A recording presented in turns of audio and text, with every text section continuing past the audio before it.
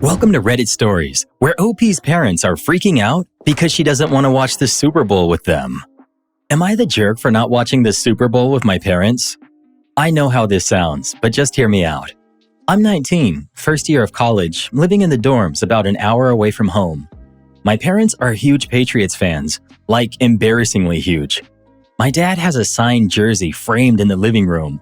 My mom owns 3 different Brady shirts, and she still wears them even though he's retired.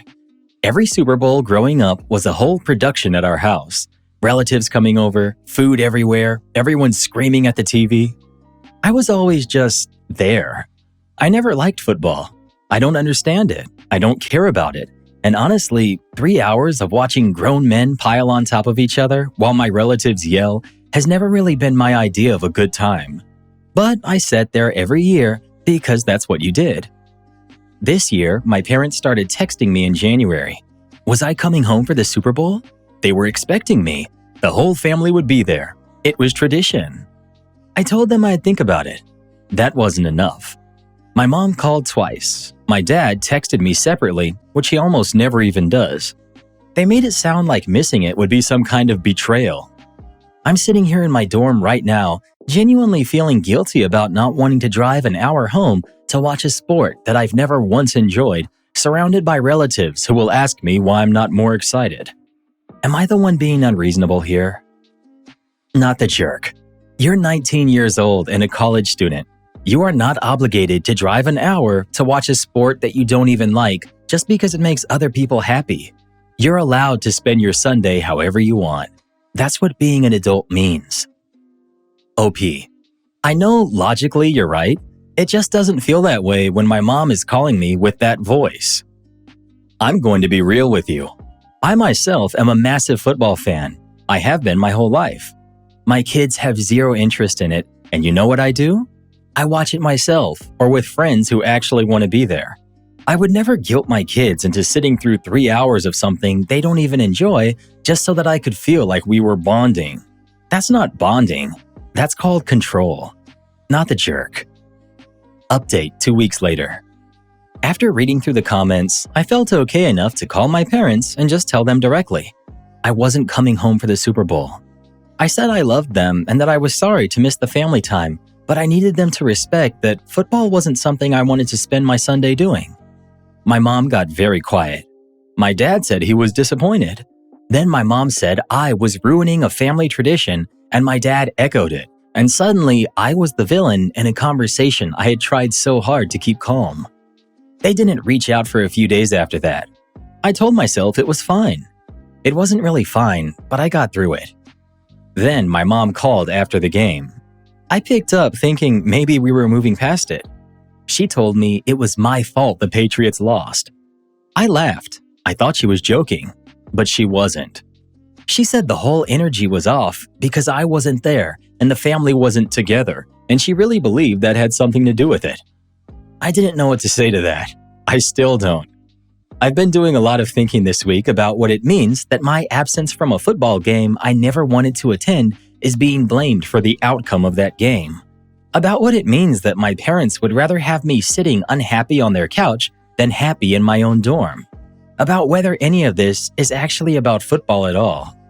I'm not making any big decisions right now, but I am thinking about what kind of relationship I want to have going forward and how much of myself I'm willing to shrink to keep the peace. She really believed that you had something to do with it? I need you to sit with how that sentence sounds. Your mother blamed you, a 19-year-old girl living an hour away in a dorm room, for the outcome of a professional football game. That's not a football problem. There's something much deeper, and it's been aimed at you your whole life. The saddest thing in the world is a parent who loves the version of their child they invented more than the actual child standing in front of them. You deserve to be loved, not molded. Parents who love their kids for who they actually are, not who they want them to be, those are the ones their kids call on hard days. Those are the ones who get the real relationship. Your parents are choosing the jersey over the girl. I hope they figure that out before it costs them too much. I spent 35 years trying to be the daughter that my parents wanted. I dressed the way they liked. I married someone they approved of. I showed up to every dinner, every church event, every tradition that I never chose. And on my mom's last day, when I was sitting next to her hospital bed holding her hand, she looked at me and said, "I just never understood you." 35 years, and that was the most honest thing she ever said to me. Don't do what I did. Let them be disappointed. Disappointment fades, but a life unlived doesn't. My grandma was the only adult in my entire childhood who never once tried to change me, never told me I was too loud or too quiet or too much or not enough. She just noticed things about me, the little things. She remembered that I liked the corner brownie pieces. She knew I hated the sound and texture of balloons. She asked me what I was thinking about and actually waited for the answer. She died 6 years ago, and I still talk to her in my head when things get hard. That's what real love does. It makes itself a permanent home in you. I hope you find people who love you like that. You deserve it. Your child is not a project. We need that on a bumper sticker, Reddit boy. Maybe even a billboard. How about a tattoo on every new parent's forearm at the hospital? Like, how hard is it to just love your kids for who they are? They're not supposed to be a clone of you and your interests. They're a gift that can unlock something sacred in your heart if you allow it. But some parents spend a lifetime getting it wrong, judging, controlling, condemning. Then they wonder why their kids want nothing to do with them. Apparently, I, 26 female, am too perfect for someone like him, 28 male. Is he just not interested in me? 8 years ago, I was on vacation on the other side of the world, and I met a guy who happened to be from my hometown. There was an instant, intense connection. We agreed to go on a date the next day, but it never happened. Hours after we met, something terrible happened to him. Years earlier, I had witnessed a friend die in a similar situation, and hearing what happened triggered my PTSD so badly that I cut my vacation short, and I switched 4 flights to get back home ASAP. I didn't even know if he survived and was afraid to find out, but he never left my mind. 1 year later, I finally dared to look him up on social media and we reconnected. We chatted for months and then started hanging out in real life. We became very close friends. He was jumping from relationship to relationship. About 3 years ago, we were both single at the time and I caught feelings. At first, I thought it was just convenience. He was there, hot and single.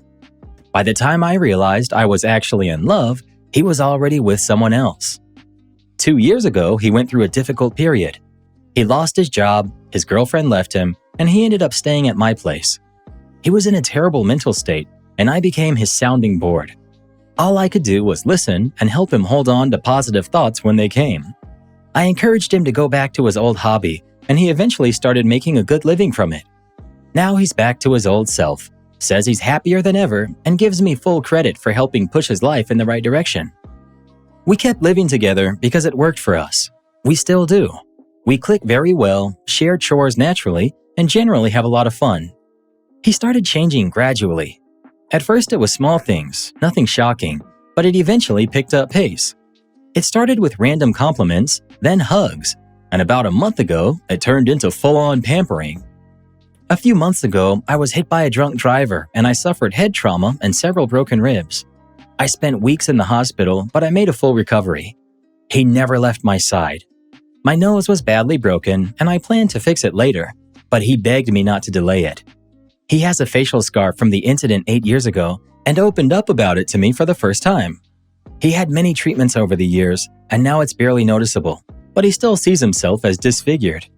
He told me how difficult it was to wake up with a changed face and believe he had to live that way forever. This was the first time I truly understood how insecure he was. After my accident, his small signs of affection escalated quickly. He works from home while I keep a studio workspace to maintain a routine. He started adjusting his schedule to mine. Before the accident, we cooked dinner together or ordered food. Sometimes he'd cook for me a few times a month. Recently, it's been every day. The shopping is done, the pets are taken care of, the house is spotless, and he never lets me pay when we go out to eat. After dinner, we usually watch something together. His arm is always around me and he plays with my hair. He thanks me for saving his life, for being his friend, for being myself. I started reciprocating. When I cuddle up to him, he kisses the top of my head. Cuddling with him is the highlight of my day, but I keep asking him to stop pampering me so much. He says I deserve it. Last night, we were cuddled up as always. I raised my head and looked at him in the eyes. It felt like a moment. I went in for a kiss, but instead got the best shutdown ever. He started talking like I was some kind of perfect person who should only be admired from afar. In short, I'm too perfect for someone like him. He said he's not good enough for that. It took me a moment to process. I said I was sorry he felt that way, and I got up. I left early this morning. We haven't seen each other yet, but he texted asking what I'd like for dinner. What exactly is his deal? Could he really be that insecure, or is he simply not interested? And if that is the case, what's with all the pampering? He could just be happy I recovered, but this behavior started long before my accident. He was never a hugger before, and he only became one with me. You claim you two are so close and connected, and yet here you are asking strangers what he's thinking instead of talking to him about it. Go ask him. It's baffling to me that you've lived together for years, helped each other through horrible stuff, cuddle every day, but don't talk to each other. Just try to talk to him now. You just need to be honest with him and ask, "Hey, I like you romantically. Do you feel the same?" Be open and honest, and don't let him squirm out of answering. He is that insecure. Whatever happened changed his outlook on life, and he was relationship hopping to try and find meaning. Now he found it, but doesn't know what to do with it, so he feels he doesn't deserve it. Patience and honesty will go a long way with him if you want to pursue the relationship. Update 3 days later. The next day, I went to work. He pretended the night before never happened. I was anxious because I wanted to talk, but I didn't want to push him. I had the conversation anyway, and now we're together. We opened up about a lot. He had no idea why I ran away years ago when I heard about his incident. He thought I knew about his injuries and didn't want him because of them.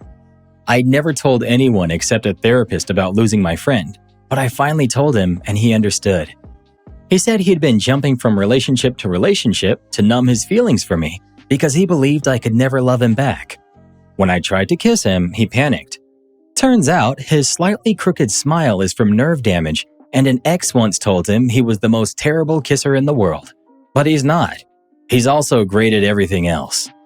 And that one night, we became closer than in the past 7 years. And I told him that acting like my housekeeper/babysitter wasn't going to fly anymore, and he toned it down, though he still pampers me a little. Right now, we feel like teenagers, glued at the lips, making up for lost time. He was my best friend for so long, and I know he's the one for me. This felt like a relationship for months before it even started.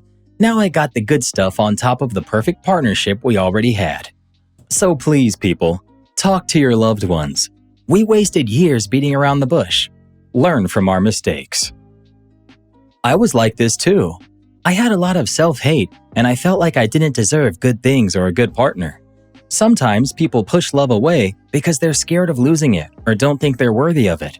Allowing someone to love you really can be a gateway to learning to love yourself. Best of luck to you both. I'm really happy for both of you, and this is a beautiful story. Just to offer perspective, I don't think people were trying to be sarcastic or harsh before. Tone is hard to read online, and sometimes replies can come across more defensive than intended, especially when you're stressed or afraid of losing someone that you love. So the moral of the story is, they lived together, cuddled daily, practically dated for months, and still needed Reddit to tell them to talk. The classic roommates to soulmates, but nobody reads the instructions situation. I'm dreading the prospect of a summer house guest, but I feel like I can't say no. I have a dilemma. I've been having a terrible year this year, and the previous year was pretty bad too. My husband and I have been struggling in our marriage. I've just started medication to deal with ongoing depression. We're facing a $25,000 fee to pay for our condo that I don't know how we'll pay, and I've been balancing full-time work with full-time school for 9 months. Basically, I'm tired to the bone physically and emotionally. My husband Jack and I are in counseling, and things seem cautiously hopeful. The problem is that he recently asked if his brother could come stay with us from June to August to work in our town. His brother Bill lives in a province with very few job opportunities, while we live in a city where there's plenty of work in his field. I'd been looking forward to the summer as a chance to finally rest and reconnect with myself and with Jack. We don't really have space for a guest. The spare room is an air mattress in the basement, and we only have one bathroom, one kitchen, and one shared living space. It would definitely feel crowded. Bill is in college, but still young, and I'm worried about things like cleaning and shared responsibilities. Mostly though, I just don't want a house guest for the entire summer. At the same time, Jack misses his family deeply. This would be a chance for him to reconnect with his brother, and Bill could gain valuable work experience. I feel like the bad guy if I say no, but I'm already grieving the loss of my quiet summer and the time I hope to spend recovering emotionally. Should I say no and live with the guilt? Or say yes and quietly resent it? Please help. You really need to bring this up with your husband directly, maybe as part of the counseling you're doing. Tell him exactly what you told us, that you're overwhelmed and anxious about having a house guest all summer. Then put the responsibility on him to help come up with a plan that works for both of you. Ask practical questions too. Has he already promised his brother the whole summer? Will the brother be working? Who's responsible for cleaning, food, and extra costs? If the visit does happen, your husband should be the one handling most of the logistics and making sure you still get downtime. It's okay to say no or to suggest a shorter visit. And whatever you decide, present a united front. Communication and clear expectations matter way more than trying to be the cool wife who never complains. 1. If Bill does come, don't think of him as a house guest. Think of him as a temporary roommate. 2. I see potential too for combining two of the problems: summer roommate and $25,000 fee. If he's living with you all summer and earning a full-time wage, it's reasonable that he contributes financially. The deal could be simple. What he saves in rent, he makes up for in pitching in around the house. That money would make only a small dent in the $25,000, but even a small dent might feel good. 3. You could also build in structure, like scheduled evenings where Jack and Bill go out so you get quiet time, or weekly dinners so everyone still connects. And if hosting him all summer feels like too much, it's okay to say no or suggest a shorter stay. You can love someone and still have boundaries about what you can realistically handle. Update 6 years later. Thank you to everyone who commented on my original post. Some of you suggested that my husband should take on more of the responsibility and stress related to a house guest and our financial situation. Well, the house guest never arrived after all. Not because of me, he just decided not to come. But something important did happen. Reading those suggestions made me realize, on a level where I kind of suspected, but now really knew, that my husband was never going to support me in that way. His favorite thing to do was find fault with me unless I was being the cool wife who never complains, and sometimes even then. He expected me to make his dreams happen at the expense of my own. That included figuring out how to move him to a more exotic country while also making sure he never had to deal with the reality of a $25,000 condo bill. I ditched him that August, and now, years later, I've never been happier or more confident. I now have a loving partner who lifts me up. I have my own business. I've achieved many of my dreams and proved to myself that I wasn't holding him back from his dreams like he believed. He was holding me back from mine. So thank you to everyone who offered advice. Reading your comments played a big part in my healing and helped me see the situation for what it really was. I went back and reread your original post, and for me, your update was more illuminating. You sounded exhausted back then, but it wasn't clear how much you were carrying alone. I'm loving your happy ending and how you became the impetus for change in your own life. I hope everyone involved has been able to move forward in healthy ways. Reading this reminded me of when I realized I needed to leave a relationship that wasn't healthy for me. It was terrifying at the time, but it ended up being the start of a much better life. Sometimes you don't realize how much you're being held back until you step away. Wishing you continued happiness and growth.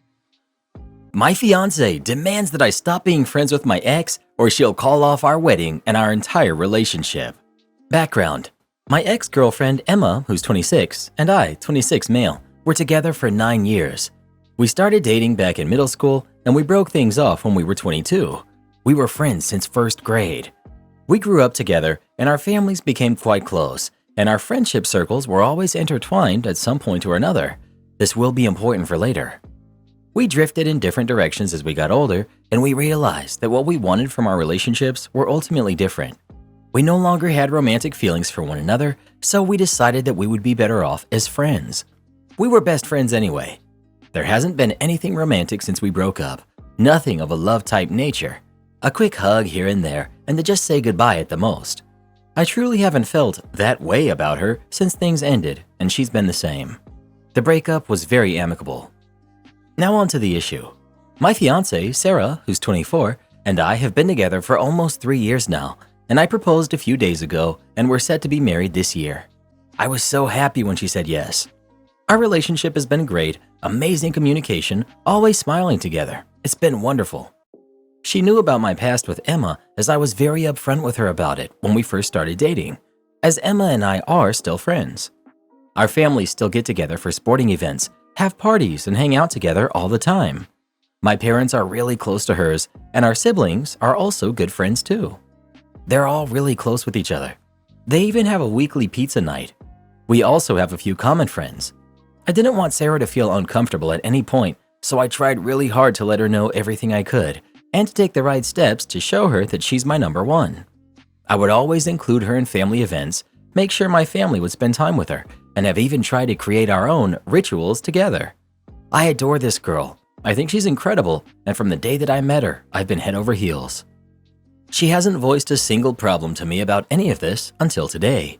She would even encourage me to invite Emma over to our get-togethers that we have hosted, or along to movies with dinner and our other friends.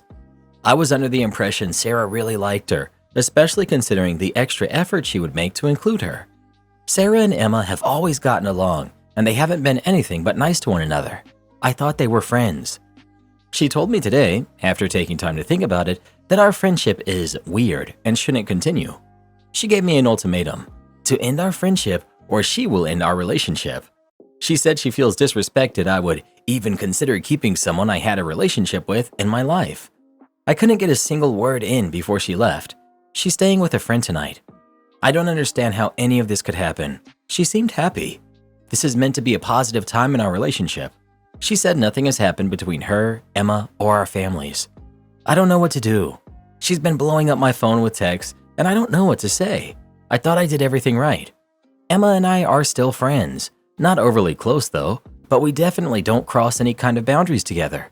We don't speak about anything inappropriate or do anything that we shouldn't. She's also in a relationship at the moment. We don't talk every day, and we don't see each other one-on-one or very frequently.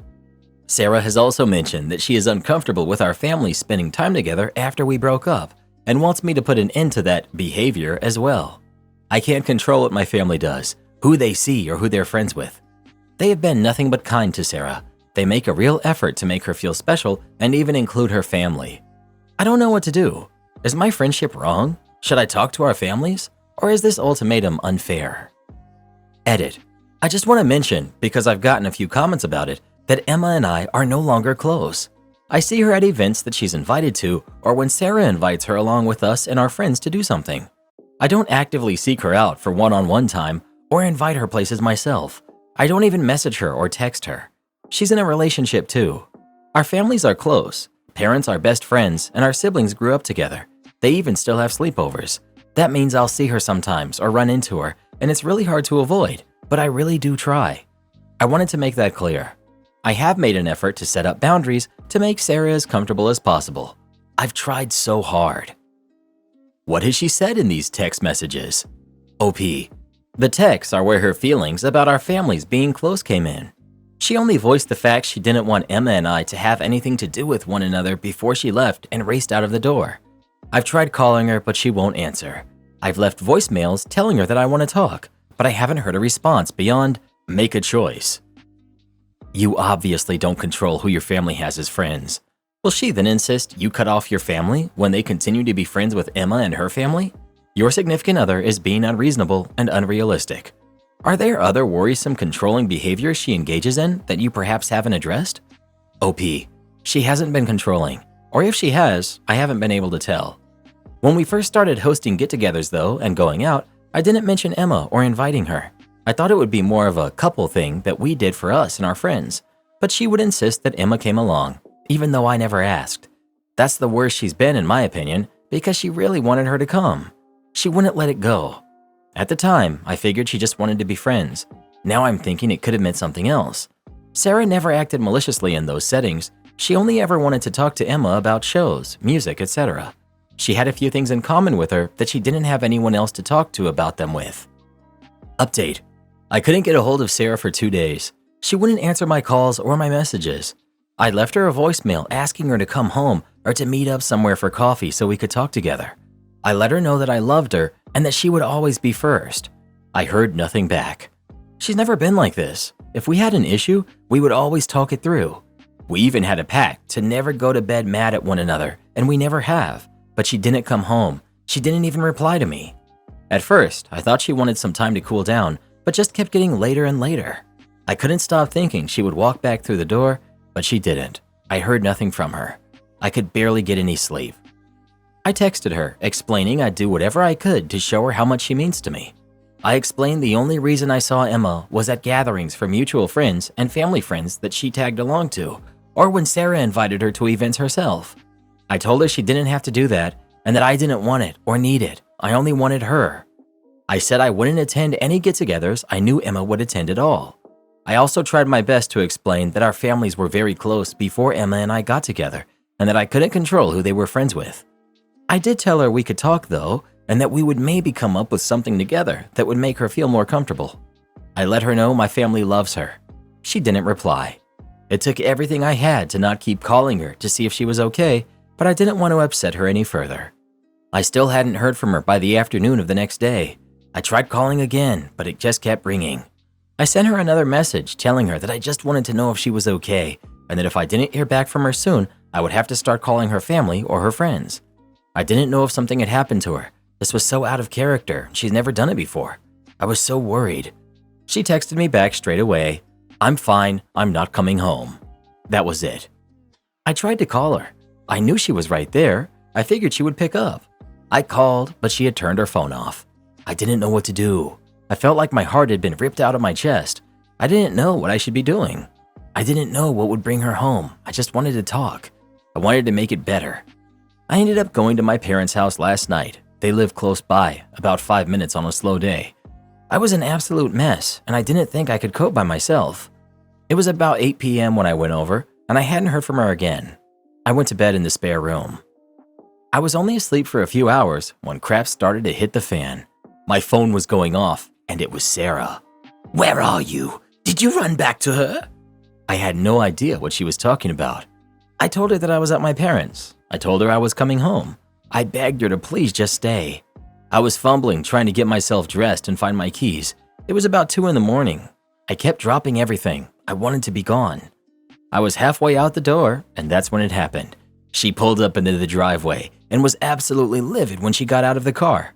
She was screaming at me, yelling her head off, and no matter what I did, she wouldn't calm down. The street my parents live on is fairly echoey. She was loud, and people started flicking their lights on, and our neighbors started to come out onto their porches. It was insane. My parents came outside too, and my mother started to try to talk to her. They've always gotten along well, and she wasn't responding to me no matter how much I tried. Sarah was not having it. She told me that she knew what I had been doing behind her back, that her family knew, and I was lucky enough to be given a chance to cut my ties and move on after having an affair for so long. I have never cheated on her, let alone had an affair. I love Sarah. I wanted to marry her and be with her.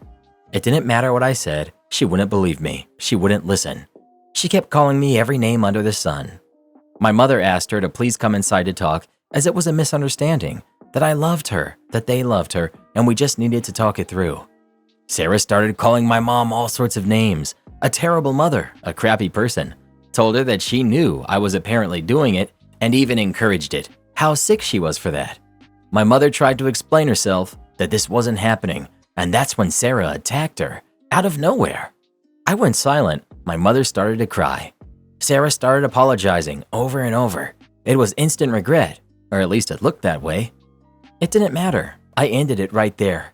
I told her to go, that the engagement was off, we were over, and that she needed to get her things from my house.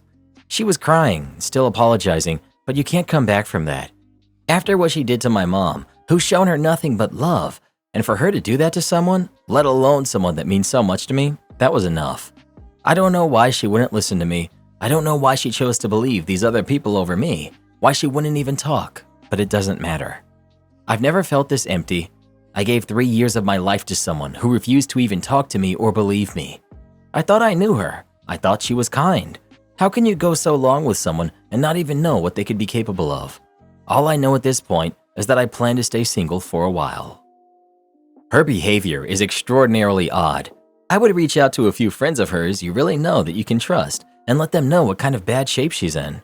Honestly, the kind of sudden shift sounds like it could be from a brain tumor or a mental health issue. It also could be that she was feeling stressed in some way and has had some kind of breakdown under all of the stress. OP, there's a few friends of hers that I can contact, so I definitely will. Thank you. I still care about her deeply and want nothing but the best for her, but this just isn't something that I can move past. Any possibility that Emma told Sarah she was having an affair with you? Sarah's behavior is just too odd to come out of nowhere. OP, from what Sarah did tell me last night, and from what she has messaged me since, it was members of her family that told her. Her family has never been close to or met mine. I only met them briefly. They have declined every invitation to get together. From what I know, they haven't gotten to know any of Sarah's exes or their families. My best guess is that the concept is extremely foreign to them, so something had to be amiss in their eyes, or maybe they didn't like me. Sarah loves her family though. The fact this news came from them is probably why she believed it without any second thought. How is your poor mother holding up after all of this, OP? OP, my mother is one tough lady and she's handling it well, considering, but I haven't seen her this upset in a really long time. She was excited about our wedding. She thought Sarah was the greatest girl I've ever brought home. She considered her a daughter and a friend, which is what hurt her the most, I think. She's definitely getting there though. She even started cracking jokes that I just shouldn't date anymore and buy a dog instead. Ignoring the update, I get the fiancé's feelings. My mother for a long time refused to stop seeing my ex or their family. How do you explain this to a future relationship? In my experience, it never ends well. No matter how you cut it, the new partner and their family will never get to bond with your family like the other did, so they will always be second in your family's lives. I get you can't control what your parents can do, but it's a fairly hard lose-lose if they don't also cut ties when you break it off. I would have no interest in being with someone whose ex was so deeply rooted in their life. Now, granted, I would have just politely broken it off early in the relationship. Something major has been left out of this story, either because OP is oblivious or doesn't want us to know. It's possible that his fiancée has told him repeatedly that she's not happy about his ongoing relationship with his ex and he simply blew it off. Or it's possible that his relationship with his ex is far closer, at least emotionally, than he wants to admit, to the point that marrying him would also be the equivalent of marrying his ex. It's possible that his fiancée just wanted to break up with him for a long time. It's highly likely that things have not been as great between the two of them as OP has told us. This lightning bolt didn't come out of clear sky. Well, what do you think? Would you be able to date someone whose ex was still a part of their family life or not? Please let us know. We all have our own preferences and things that we're comfortable with. But if Reddit boy still had his ex in his life, he'd need a new head. My wife only sends me Zillow postings that are out of our budget. My wife and I are moving back home near my family so we can have support when we eventually start our own family. We wanted to buy a house and have a hard cap at $575,000. For the last 3 months, she's been sending me Zillow postings after Zillow postings of houses that are going for $725,000 to $800,000. I've mentioned our budget, but she has yet to send a house at or below it. When I send her houses that do match our budget, all of them give her bad vibes. My mother has now started sending me Zillow postings. She's very excited about us coming back. The latest one being an 80-acre ranch for $1.4 million. Her comment being something like, "Wouldn't this just be great to raise a family on?" Yes, Mom. Yes, it would be. Probably unreasonable to feel frustrated by it, but it's got me feeling like I'm not earning enough to match expectations. Does your wife agree with the budget, or did you decide it unilaterally? OP, we sat down together and I told her what I'd prefer and what I'm comfortable with. We live off my earnings, as all her salary goes to paying off her student loans. It was originally $525K, but after discussing it, we squeezed our current spending and increased our budget to $575K. Is it possible that your wife doesn't want to move? OP. She put in her notice at work on her own, so I don't think that's the case. We talk about it often. All our friends are back home. I've never gotten the slightest vibe that this could be the case. And we're moving across country. She just told her work she's leaving in a couple of months. She has interviews lined up for the new location. Half of $750,000 is better than $500,000 in the future divorce. Update. Y'all need to chill or take a break from the internet. People in the comments telling me my marriage is doomed and I had better just walk away now. Wild jump from something that's kind of annoying to me. She's a lost cause, abandoned ship. So I talked to my wife and I told her how I felt about seeing nothing but out-of-budget houses being sent to me, and this crazy thing happened. She apologized, said she was just sending me houses she liked but knew we couldn't get because for her it was fun to look at things we could work towards. Wasn't aware how much it was eating at me. We decided to rent for another year until we know for a fact she lands a decent job in the new area and is solidified in it. My husband and I have been house hunting for over a year. My max comfortable budget is $1.5 million. According to the Zillows he forwards me, it seems his comfortable budget is $3 to $5 million. Not sure how he's planning to pay for that besides waiting for a long-lost rich uncle to die, but it's definitely taking us a while to find our dream house. Well, at least I know I'm not the only one who loves looking at houses that I know I can't afford. Am I the jerk for being too hard on my dad by saying that he let me down when he chose being married over what was best for me? My dad and I, 17 female, started therapy 3 weeks ago, and last week during our third session, I opened up bluntly about how I feel like my dad let me down and failed me by prioritizing being married and his own happiness. This was not the first time I tried speaking openly to my dad about this, but it is the first time that he appeared willing to listen and the first time that he took the harm it was doing to our relationship seriously. Let me explain. My mom passed when I was just a baby, and my dad was a single dad until I was 4. It was then he met my stepmom / his wife, Sharon. Sharon was a divorced mom with a 9-year-old son and an 8-year-old daughter. My dad married Sharon when I was 5. Sharon's kids / my step-siblings never liked me. They always hated me. When my dad and Sharon first got married, I thought of them as my siblings and I loved them. But they were really mean to me. They'd say that I should leave. They encouraged me to run away because nobody would miss me. They said I would never be their sister or their family, and I was a weirdo for calling them my siblings. Sharon noticed more than my dad, but I used to tell my dad, and when things got bad, I asked if we could leave. But he'd try and reassure me, but was very dismissive of how much it hurt me. He told me we couldn't leave because Sharon was his wife, and we were all a family now, and you can't leave family. Sharon only ever said anything when her kids made me cry. I have 2 half-siblings from my dad and Sharon. I was so excited when they were born, and I bonded with them and loved helping with them and playing with them. But then my step-siblings decided to use them against me, and they eventually told our half-siblings that if they wanted to do cool stuff with them, they had to say no to playing with me, and rejecting me became the normal thing. My younger siblings would repeat a lot of the things that my step-siblings would say. This continued even after my step-siblings moved out, because they would take our younger siblings out or they would visit them and bring gifts.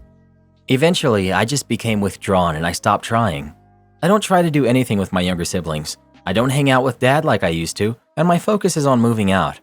My dad started to notice late last year, and he sent me to a therapist and then decided family therapy was needed for the 2 of us. This is when last week happened. My dad looked really shocked at first, and he was apologetic. After we got home, Sharon asked me why I had to be so hard on my dad. My dad and Sharon argued about it. I spent the rest of last week trying to be alone with my thoughts. Our next session is tomorrow. Sharon apologized for saying what she did, but reiterated that she feels like I handled it badly. My dad tried to talk to me since the appointment, but I don't know how to talk to him anymore without our therapist. Am I the jerk? Not the jerk.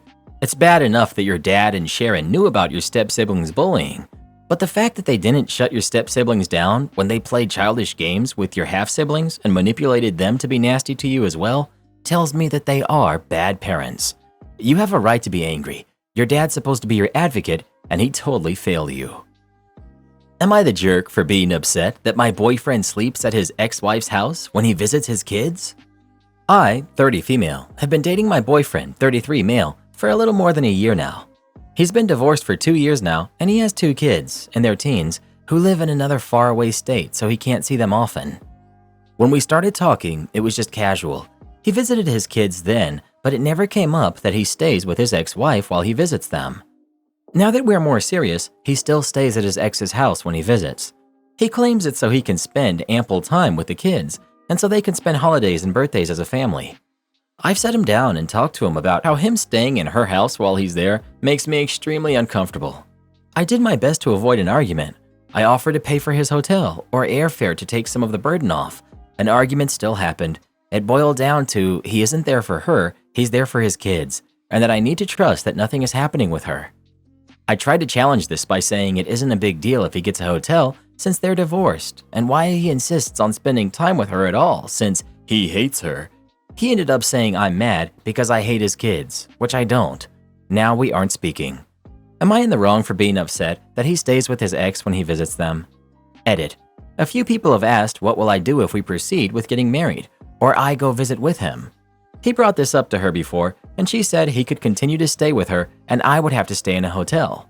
I would only be allowed to see the kids at certain times that she dictates, which does not include holidays or birthdays. I most certainly understand that their kids come before any partner. That's not the issue I have. I have no issue with him being a father. I enjoy that aspect of him. I also understand that she does not want me to see her kids, which is well within her rights. When all this came up, he told me that she threatened to go for full custody should he violate any of her rules, so he told me I can't come with him. Edit 2. After reading the comments, I realized that asking him to stay in a hotel when he visits was wrong. My intention was that he stay in a hotel with his kids, since that's something the kids love to do, but I see that it was misinterpreted. I never intended for him to choose between me and his kids because I know he'll pick them first, and I'm absolutely okay with that.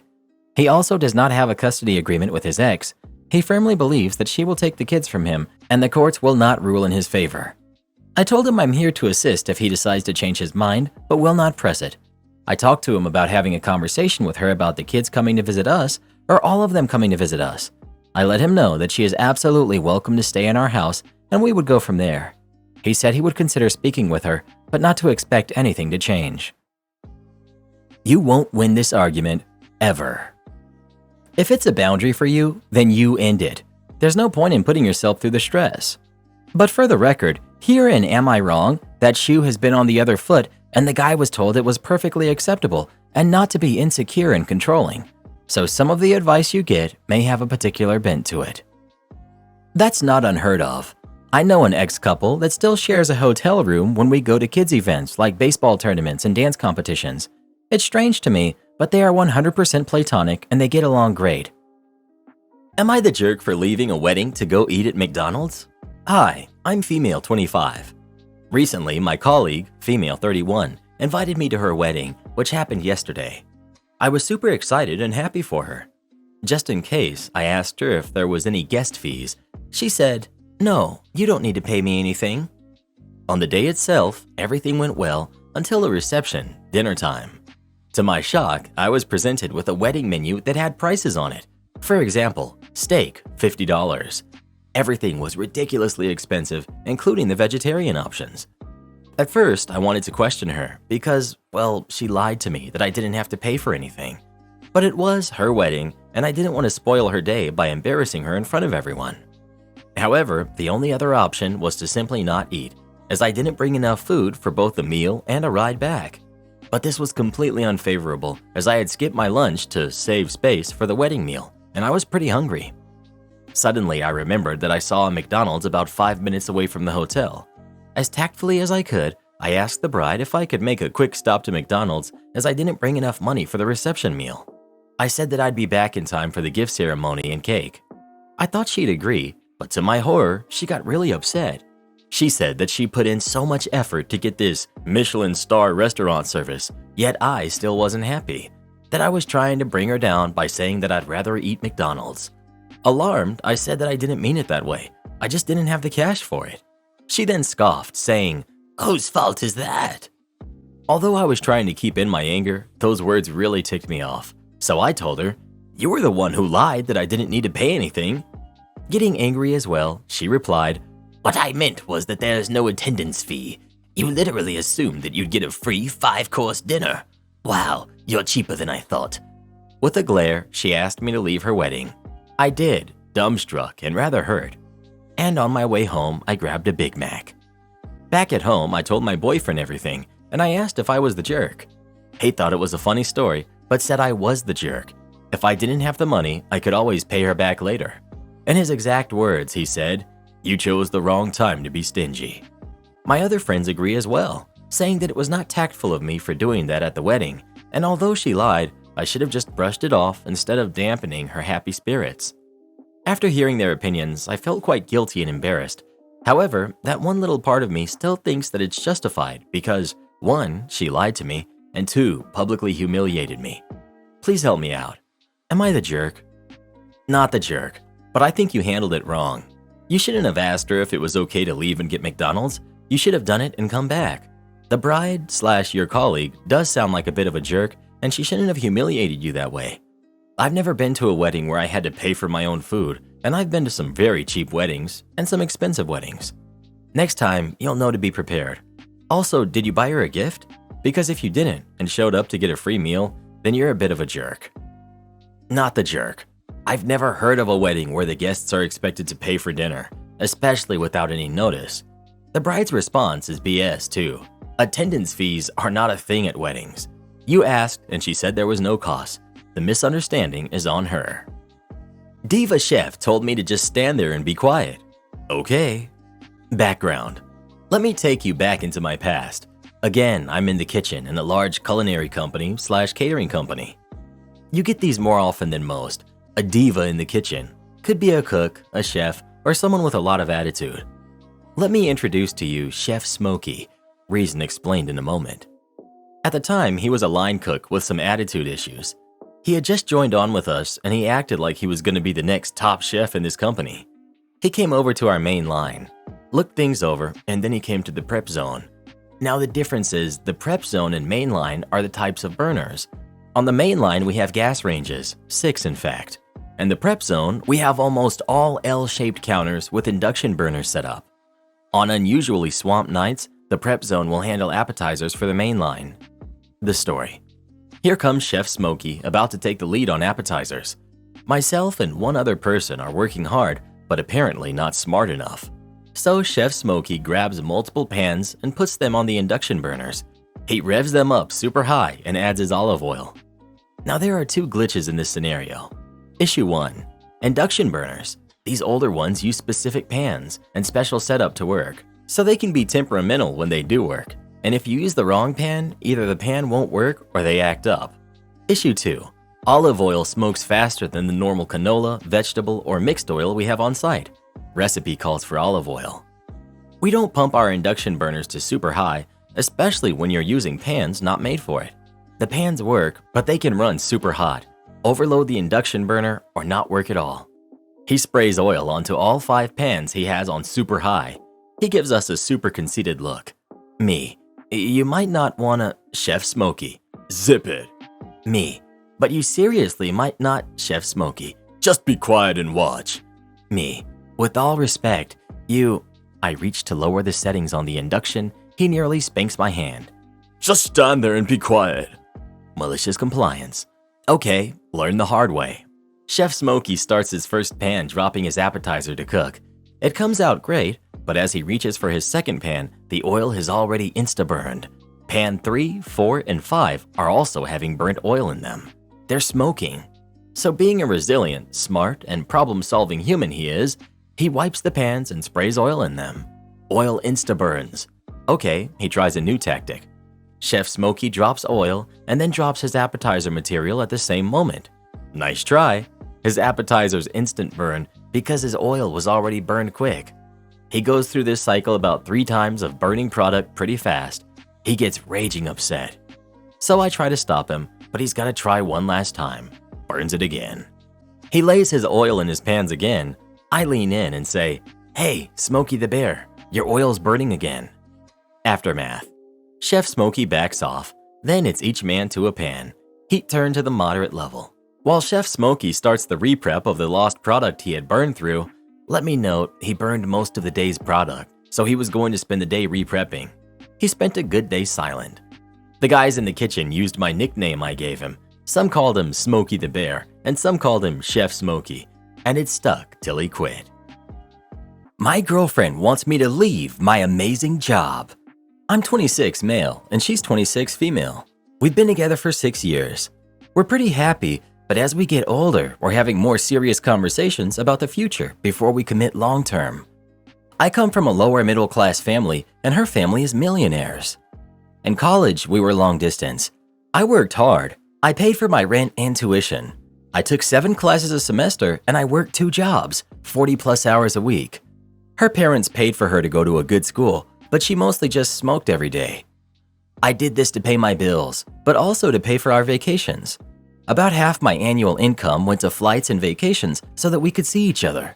She didn't want to ask her parents for money because they were already paying for so much. Now, she's always been clear about her expectations for us. She said she was with me because she loved me and was frank with me that if she was in it for my money, that she would be with someone else. I believe it because when we first met, I was broke and I had nothing to offer. Well, fast forward to after college. We both have great jobs working remotely. I'm in tech sales and I make about $85,000 a year. She's making roughly the same amount. I've been in my current job for about 4 years. It was my first job out of college, and honestly, I love it. I work about 10 hours per week, and I hit all of my numbers. My coworkers and managers are amazing. I've grown so much professionally because they train us so well. I love life for the first time in a while. If you don't know a lot about sales, it's a very tough job market right now. Even if you're lucky enough to get hired, it's very possible you'll get laid off quickly.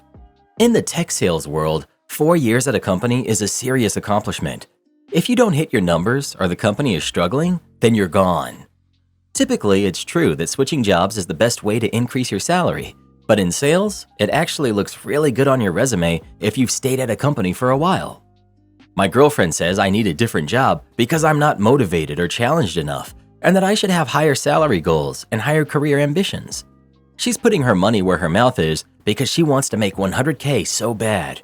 She really wants those promotions, and she works 50 plus hours a week and is always thinking about work, so it doesn't seem worth it to me. I know there will be a time where I need to step it up, but why not just enjoy the job I have now until I inevitably get fired? I'm lucky to have a job right now anyway. No amount of pay can replace work-life balance. I think I would regret it if I moved on.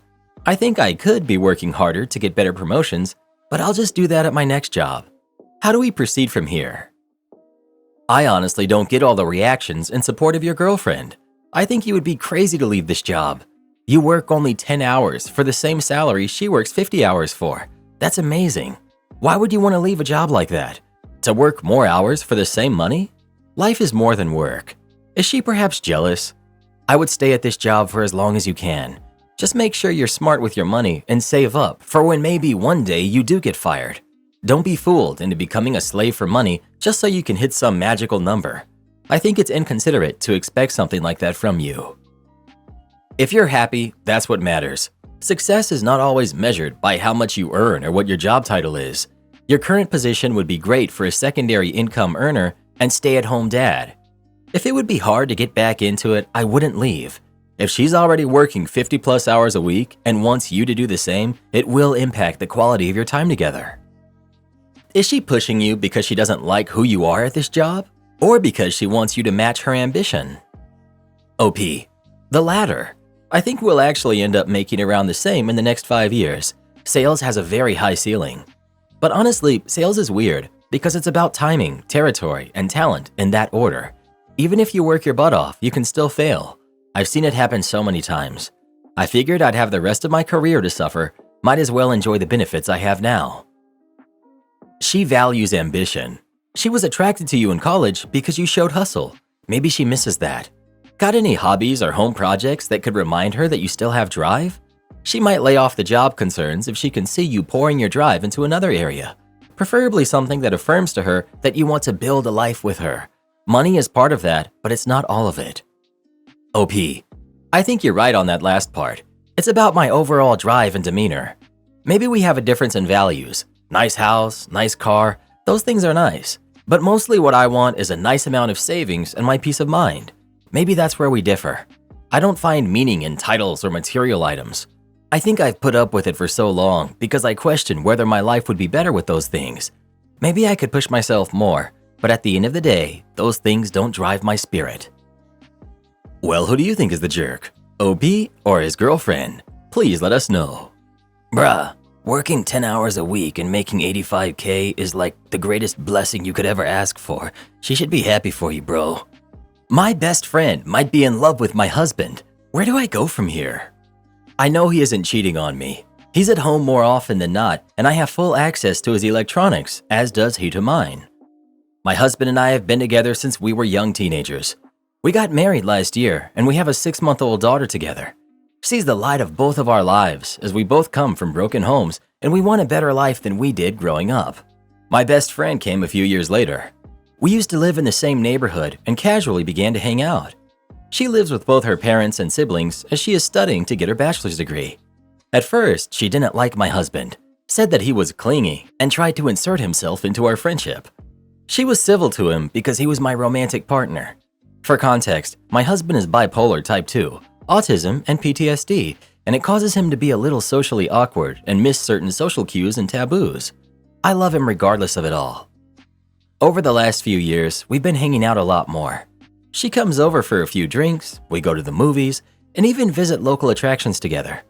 We all three have a good time, and my husband does try to make nights for just the two of us, too. However, last year, my husband and I found out we were expecting a baby together in January. I was working and I fell ill because at the time, I was working at a fast food place. I threw up and I went to the doctor. Come to find out, I was 8.5 weeks pregnant. My life changed and I had become more busy to get myself ready for motherhood. My best friend saw me less and less and we couldn't talk as much. My husband and I got married almost a month and a half after discovering we were going to become parents. That's when our dynamic changed. Recently, I applied to school and I'm currently in college trying to get a law degree so I can become a paralegal and go to law school. I'm also a stay-at-home mom while doing college too. I've been super busy. One day, my husband gets a text and it's from my best friend. She asks if they can talk as she was upset. He took the phone call with me protesting and a few minutes later said, "Sandra, we need to go pick up Carla. Her father is picking a fight with her." I got upset as we were watching a movie together and I had just gotten the baby down for bed. We go to her house, which is about 20 minutes away, and she stays with us for a night. As I get our daughter back down to bed, Carla asks to cuddle with the two of us in our bed. I was hesitant. I have issues with claustrophobia. My husband gave the go-ahead. We settle in for the night. Carla's dad apologized and she heads back home. Once she was gone, I blew up on my husband. What he did not only was inappropriate, but it was disrespectful to my boundaries. Ever since, when she has an issue with her dad, she calls my husband and Vince. One day, while my in-laws were staying with us, my mother-in-law overheard a conversation with my hubby and Carla. She was concerned and asked me if I was okay with it. I said, no, not really, but every time I bring it up, he gets defensive, saying that she needs help, that she's going through a hard time, blah, blah, blah. It's important to note that my mother-in-law was cheated on in the past by her ex, my husband's father. We are also extremely close, and she sees me as a daughter. She hates cheaters with a passion, and my husband, who I'll refer to as James, was using the same excuses his father did. She asked to speak to him privately and walked to our living room. They got into a heated match, and James apologized to me. He said he didn't know it was hurting me and causing issues in our marriage. I asked him, how would he feel if I had asked him if another man could have cuddled with us? He kind of deflated and tried to say, it's different, blah, blah, blah. His stepfather, Mark, spoke up and said, it's the same. You're uncomfortable with it, so is she. Quit the excuses. James respects Mark quite a lot, actually. Mark raised him since he was 8, and his own father was in and out of the picture. Once the dust settles, my husband truly apologized to me for his actions and said that he would do better. I kissed him, and that was that. However, I wouldn't be right here if that was the end of the issue. Lately, Carla has been calling him 3 to 8 times a day. She says it's because she's bored and has no one else to talk to. I snap. I call him out over the nonchalance about the situation, how it's making me feel like a third wheel in my own marriage, etc. His response, she's just lonely. You're letting it get to you. That night, I slept in the living room. I'm starting to suspect that she's trying to monopolize his time. She calls him for over an hour each time they talk. She complains about her life, etc. almost like she is his girlfriend or something. I'm starting to find their relationship troubling. It's getting to the point that it's affecting my marriage. Where do I go from here? Any advice would be appreciated. Edit. I'm going to have a talk with him, with his mom involved. He won't listen to me if I don't. I'm tired of fighting him over this. I should have an update with a resolution in a few days. I'm going to read all the responses more thoroughly. Edit 2. My husband and I have had a sit-down talk. His mother and stepfather weren't available. He promised me that he would explain everything in detail. I called Carla, and she said we could talk Friday when she wasn't busy with school. She had something she needed to air out. I'll have an update on Friday, hopefully. Edit 3. I woke up to a text from Carla this morning. She actually wants to talk to me tonight, alone, as her schedule has changed. We're going to have a heart-to-heart. Hopefully I'll have some news. Edit 4. I need some time. I'll post an update later. My heart is hurting. Hubby and I are getting a divorce. Thank you for understanding, everybody. Update. Baby and I are currently staying with my friend Tanya. To start, James and I are getting a divorce. Carla is no longer a friend to me or our mutuals. The betrayal is too deep for her to be friends with our group. As most of you assumed, James and Carla are indeed having an affair. It started about 3 months ago and just turned physical 1 month ago. They were planning on just up and leaving after James served me divorce papers. They used the ruse that he was helping her through emotional issues to hide the fact. I was crushed. She wanted to clear the air before it got worse. That was when she dropped a huge bombshell. James was going to try and get me to terminate my rights to my kid in order for Carla to adopt her. The reason? My borderline diagnosis a few years ago made me unfit to be a mother, and he was sure that the courts would agree. She then handed me 2 separate stacks of paperwork and left. I'm contacting a lawyer as I'm writing this. I was seriously hurt. You guys were right. Carla was a snake and only told me this so she wouldn't feel guilty. However, I'm not letting my soon-to-be ex-husband bully me into termination of my rights. I called him afterwards and got very heated about what was going on.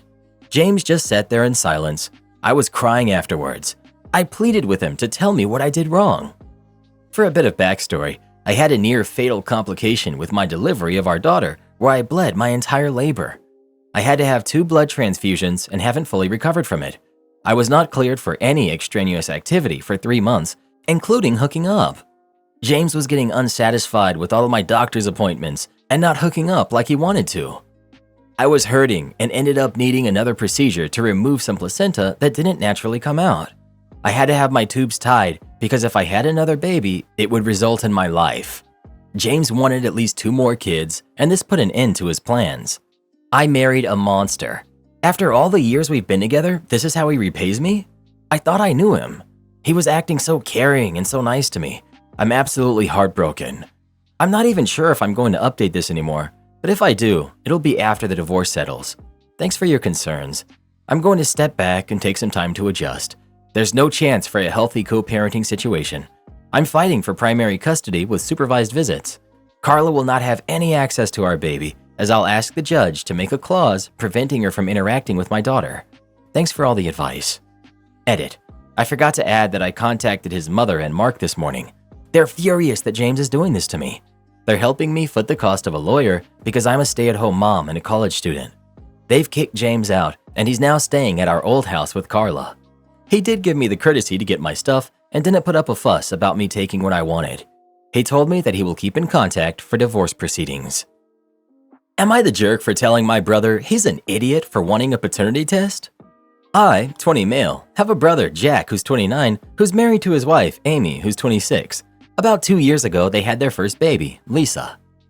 On our side of the family, we all look exactly alike. Both of our parents have brown hair and brown eyes. So do me and Jack. Amy, on the other side, is from Norway and looks very different. She has blonde hair and blue eyes and generally has a very Scandinavian look to her, opposed to our very American look. So to what I thought was no one's surprise, of course Lisa got features from her mom.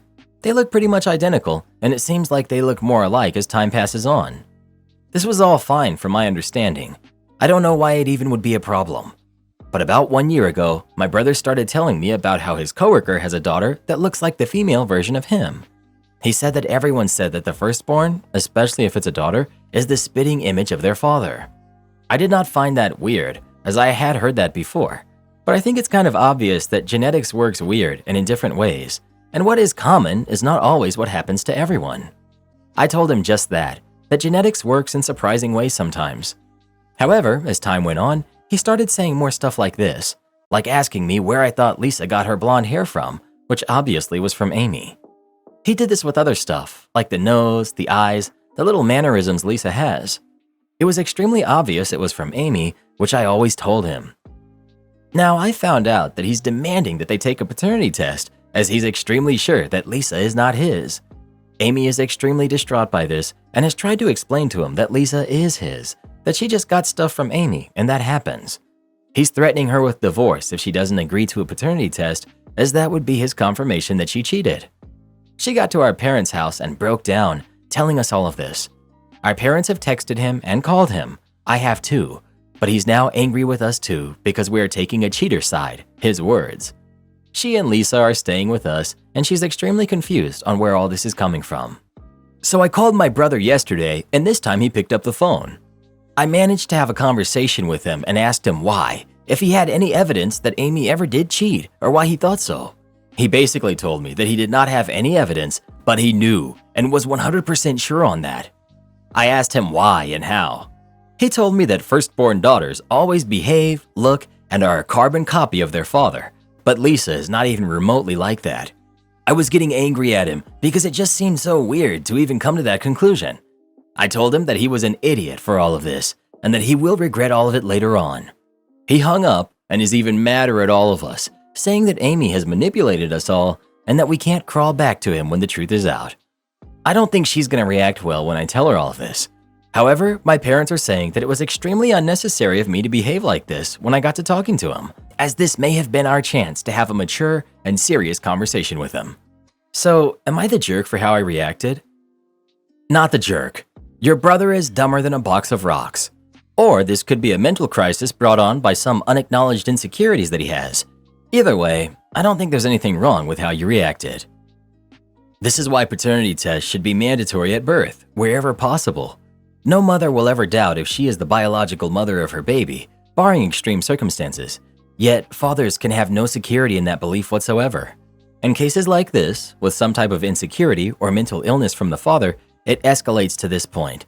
Just test at birth, and it's no problem. No, they shouldn't. Society shouldn't cave to delusion and paranoia or operate with the assumption of female guilt. If that were made law, I wouldn't breed with any man that refused to sign a waiver forfeiting it. There is no downside to routine paternity testing, literally none to either mother, father, or the baby. All it does is give fathers and kids the same gift that the mother gets naturally, certainty about parentage. And even if you don't give the tiniest hoot about men or the babies, there's no reason to deny this kindness to 2 out of the 3 people involved in a childbirth. None. Only a nastiness and disinterest in the welfare of others where you can't see a benefit for yourself. I've only just realized that I let the men I call my family and friends ruin my marriage. I've been divorced for almost 2 years, and a few weeks ago, my father, who's 67, my 2 brothers, who are 37 and 40, and my 4 friends, while very drunk, joked about how they can't believe I left my wife. They said that they all tried to get with her since the divorce, but she had repeatedly rejected them, saying it would be inappropriate and unkind to do such a thing to me. I laughed at what they were saying just to ease them into saying more, and once they thought I found it funny, they really opened up. They had all purposely made me feel paranoid about my ex-wife cheating on me and using me, because why would a woman like her be with a man like me if it wasn't for the money I made? They often hinted at, or sometimes even directly said, that she wore the pants in the relationship and that she was only with me because I'm easily manipulated. They constantly planted negative things into my mind. If I went to talk with them about something happening in my relationship, they would put a negative twist to it, or they'd purposely give me bad advice. Then when I lost my job during lockdown, they all hinted at how she's definitely cheating now that there's no financial benefit in being faithful to me. I obviously trusted them and often took their words to heart, and it ruined my marriage. I frequently argued with my wife, and I was always accusing her of something or suspecting her of not loving me. I questioned everything that was between us.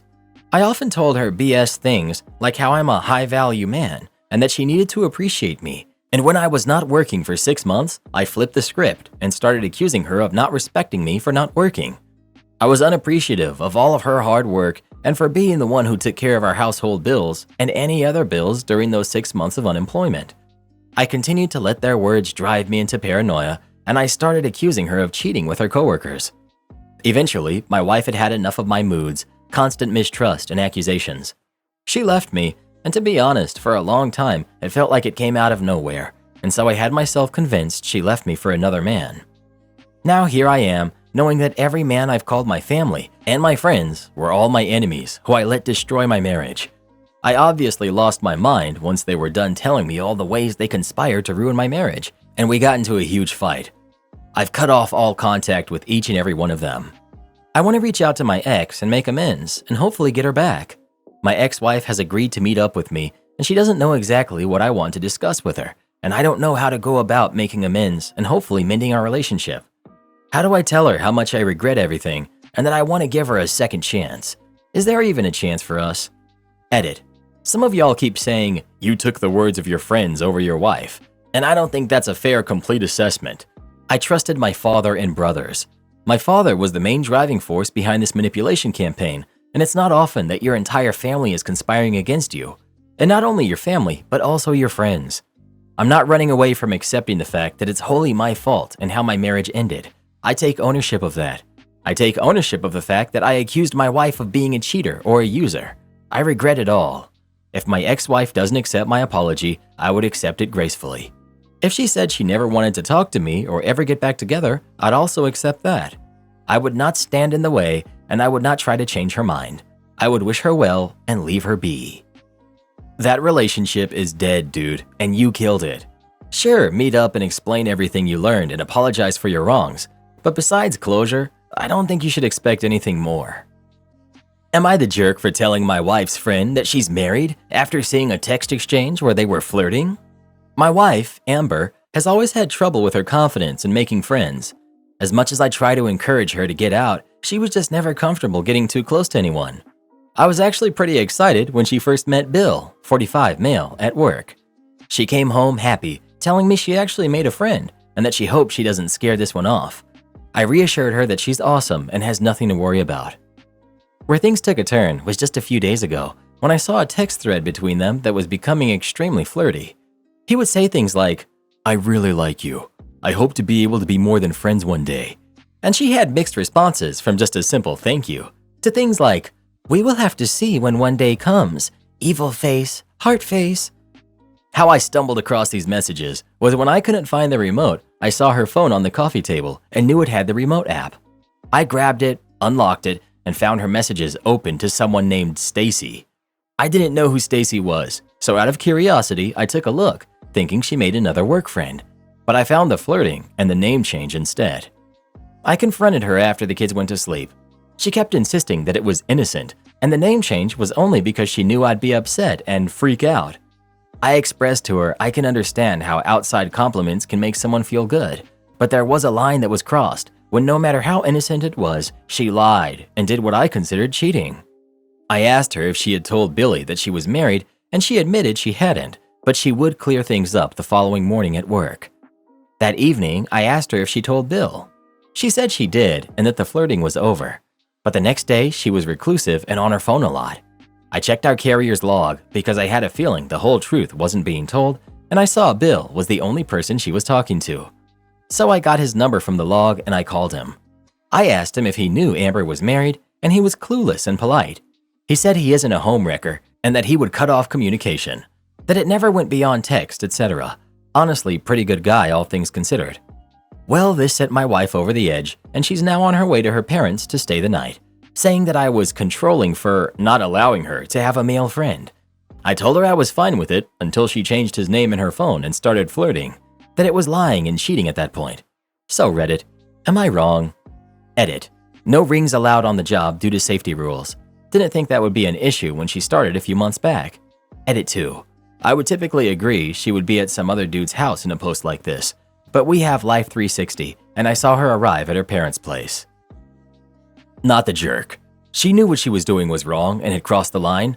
Trying to hide what was going on by changing the contact name and not bothering to tell the dude she was married is proof, positively, that she was making a concerted effort to get closer to him while hiding it. The whole "you're being controlling" or "you're being manipulative" is in itself many times used when trying to control the narrative. So yeah, it was probably emotional cheating, so don't go crawling back. Am I the jerk for getting genuinely angry following the cruel prank my friends pulled on me? I'm totally ready to be made fun of for this, but I strongly believe in the paranormal. And one thing in particular that freaks me out to my core is mimicry. A spirit or an entity taking on human traits or the appearance of a loved one to mess with you or lure you in. That kind of stuff gives me nightmares, and it's something my friends are very aware of given how much I yap about it. Last week, I was staying over at a friend's place, along with a few more people. We'd been hanging out together that evening and were too drunk to safely go home, so we slept there. In the middle of the night, something woke me up, and while I was still dazed and confused, I noticed one of my friends standing in the corner of the guest room. He was staring at me with a neutral demeanor, standing unnaturally still, and started whispering complete nonsense at me. Jumbled words forming meaningless sentences, genuinely very creepy and eerie. I could hardly breathe and I was just frozen. I couldn't believe what was happening. I was still under the effects of alcohol and had literally just woken up, and this felt like a surreal nightmare. After a bit, he started walking in a very robotic way to the bedroom door, never taking his eyes off of me, and left the room. That kind of made me snap out of my frozen state, and I started considering it was a prank. I got up and rushed out, only to see him sleeping on the couch. However, there were two girls awake in the kitchen, chatting quietly, that would have definitely seen him get up. But when I asked, they said they didn't see anything. I started freaking out that moment, just locked myself in the guest room and barely managed to sleep. I was terrified of that thing coming back. In the morning, I was eager to tell everyone what happened to me, which I did. They all listened attentively until the end, when they told me it was just a joke. He was acting, and the girls had lied. They were just messing with me. I just stood there without saying a word, then went to pick up my things and go. I was about to leave when one of the girls from the previous night blocked the door and told me to chill out, that I was overreacting. I mumbled something like, "Get out of my way, you lying jerk," and she did. As I walked back home, I realized I was crying. When I got home, I checked my phone.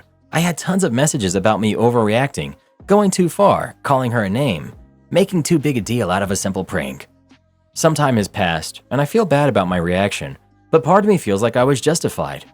I think it wasn't that unfair of a reaction to learning my friends had used my beliefs against me while I was vulnerable, just to get a good chuckle.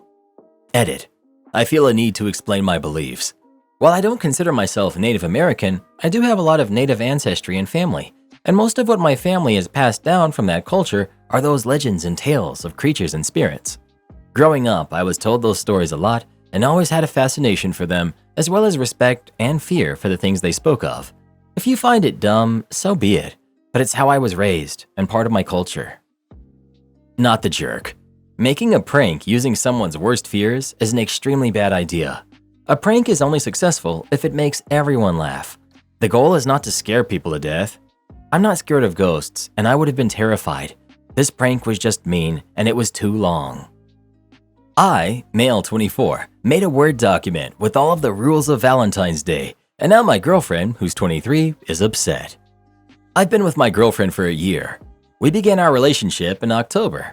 When February of the next year came around, she told me that I had to ask her to be my Valentine. I thought it was a bit odd since we were already in a relationship, but I still asked her anyway, another day by text. 2 days before Valentine's, she calls me crying because apparently I didn't ask her right. Apparently, you have to do it in person or else it doesn't count.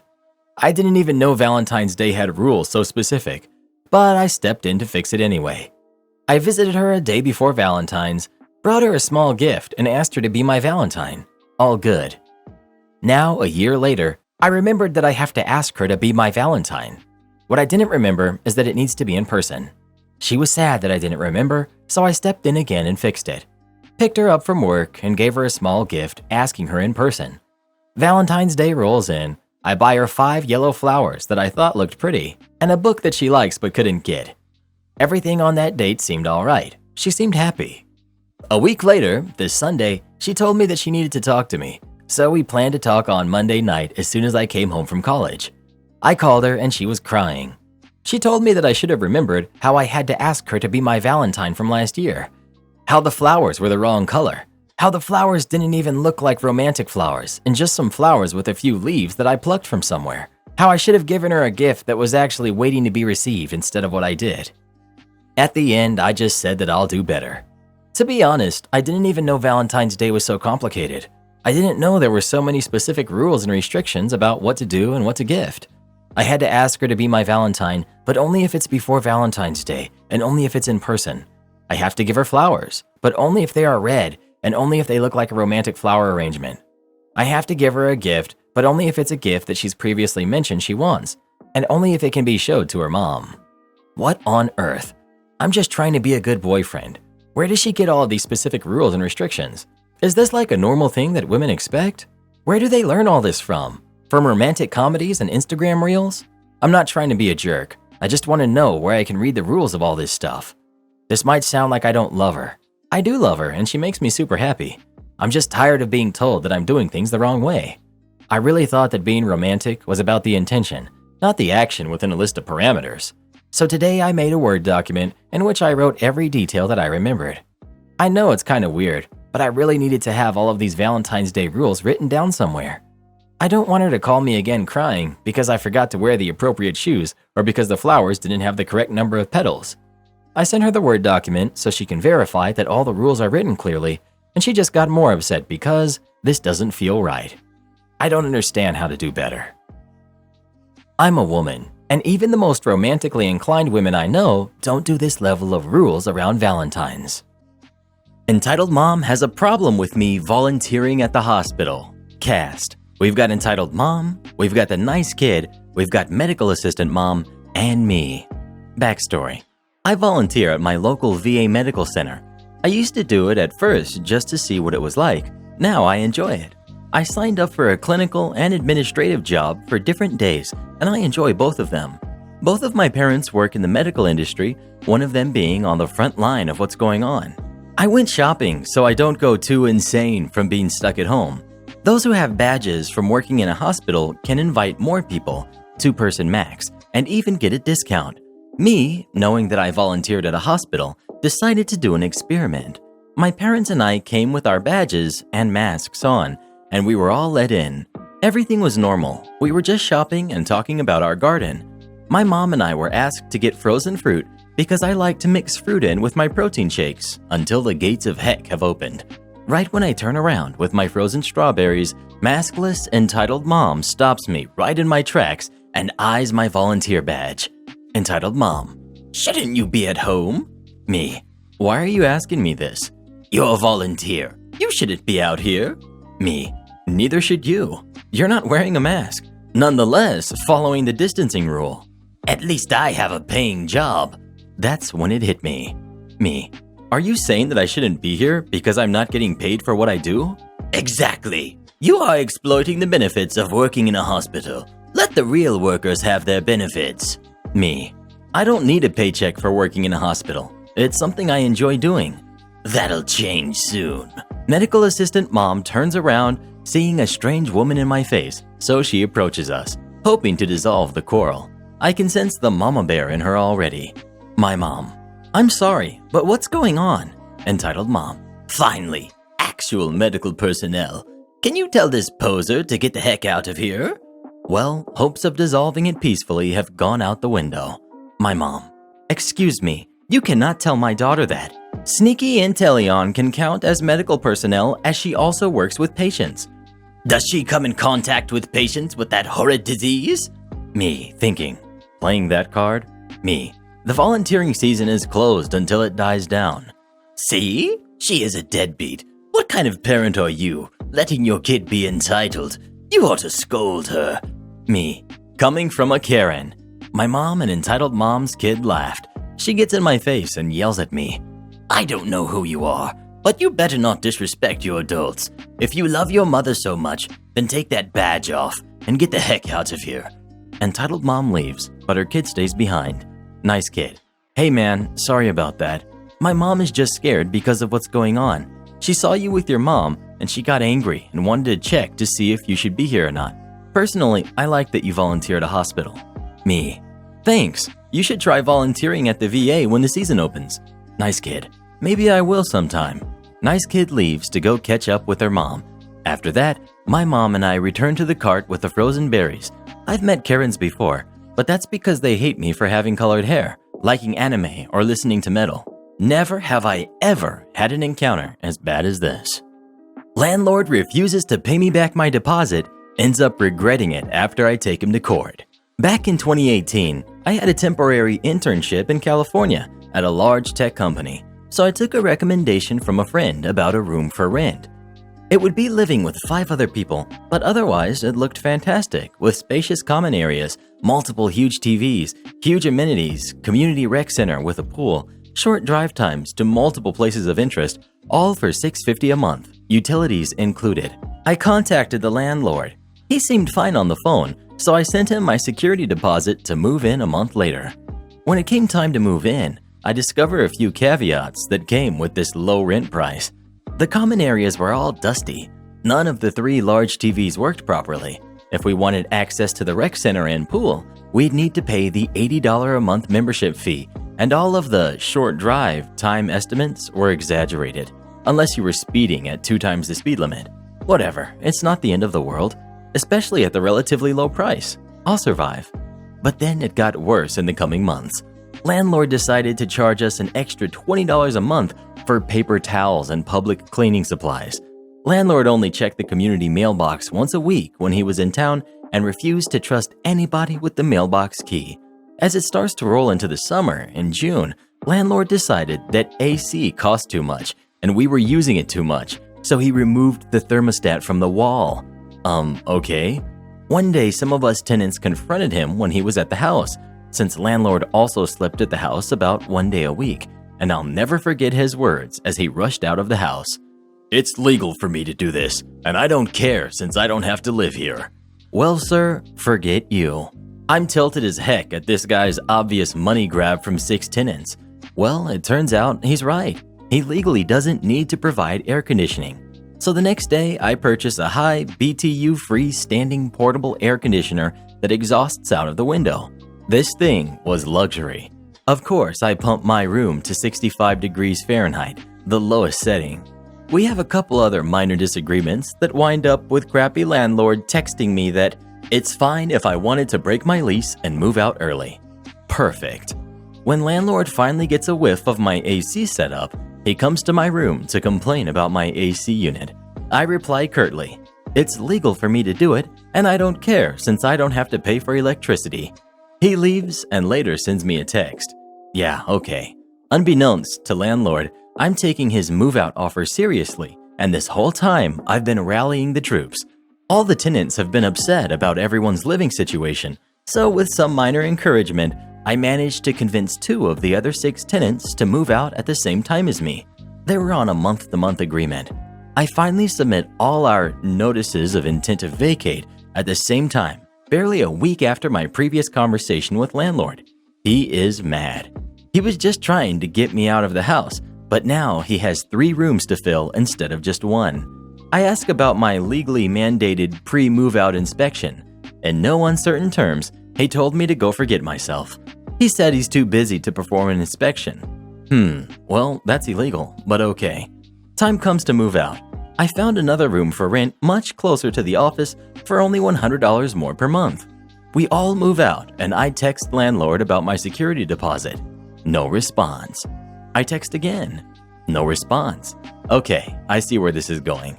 I spend days and days reading the law, compiling evidence and screenshots, and listing the laws that were broken.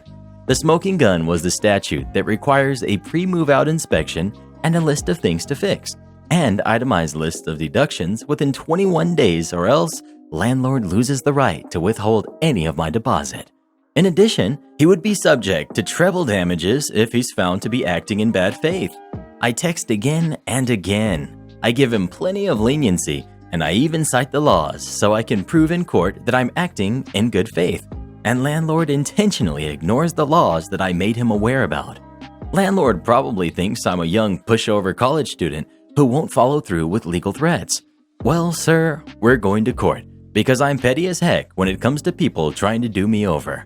I file in small claims for $650 plus treble damages, plus court costs, Landlord files a counterclaim of $2,000 for damages to the property, claiming I caused flooding and I broke the microwave. Okay, buddy. In response, I gather testimonies from 3 of the other tenants and I build my case into a 40-page packet of evidence, complete with page numbers, a table of contents, and descriptions for every screenshot and photo. I make 3 copies of everything and submit it to the court and the defendant landlord. The court date is set for November, and I leave the state just before Christmas, so just in time to appear in person. Landlord thinks if I'm no longer in the state, he'll automatically win since I'm not willing to fly back to California. Well, unbeknownst to landlord, California courts offer an option to appear by telephone. He starts filing to request to postpone the trial a total of 3 times. The 3rd request is finally denied because even the courts are getting tired of his crap.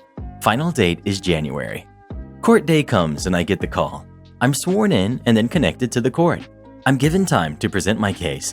Unfortunately, I didn't prepare a script, so I kind of summarized the events and explained why I deserve money. Then landlord gets time to defend himself and explain his counterclaim. He doesn't prepare anything either and ends up rambling about random crap that doesn't help his case at all. For example, he spends a lot of time explaining how another one of his tenants was crappy and so his behavior was justified. He doesn't even have a sliver of evidence for his counterclaim when the judge asks for it. The judge asks a few more questions and announces that he'll review the evidence and will get the decision in the mail. A couple of weeks later, I get the judgment saying I'm owed $650. Landlord gets nothing. Well, dang, no treble damages for me. However, it's just my luck. The landlord is a jerk that won't accept defeat. He files an appeal for who knows what. It's granted. Redo trial is scheduled for May. This time, I'm 10 times more prepared. Once again, I'm sworn in and then they connect me to the courtroom speaker.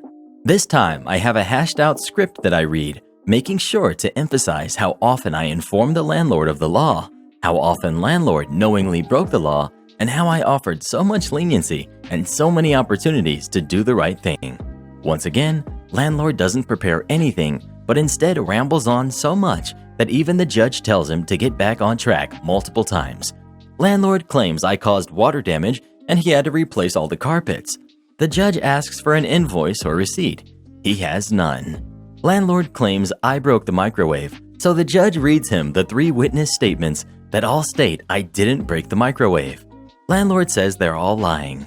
He still has no evidence whatsoever. At this point, the judge clearly sounds done with his crap and says we'll get the decision in the mail and the call ends. A couple of weeks later, I get the judgment. I'm owed $1,800 and landlord still gets nothing. Well dang, would you look at that? His appeal did not quite work out for him. He goes from owing $650 to owing me $1,800. Being the jerk that he was, he files for a mistrial, claiming I was not sworn in and that I lied in my testimony. Denied. Outside of court, landlord offers a payment plan of $20 a month, which will take 7.5 years to pay back, or otherwise he refuses to pay up. Okay, I see how collecting my money is going to be. I figure out he banks at BOA by looking up the checks I gave him for rent and seeing where they were cashed.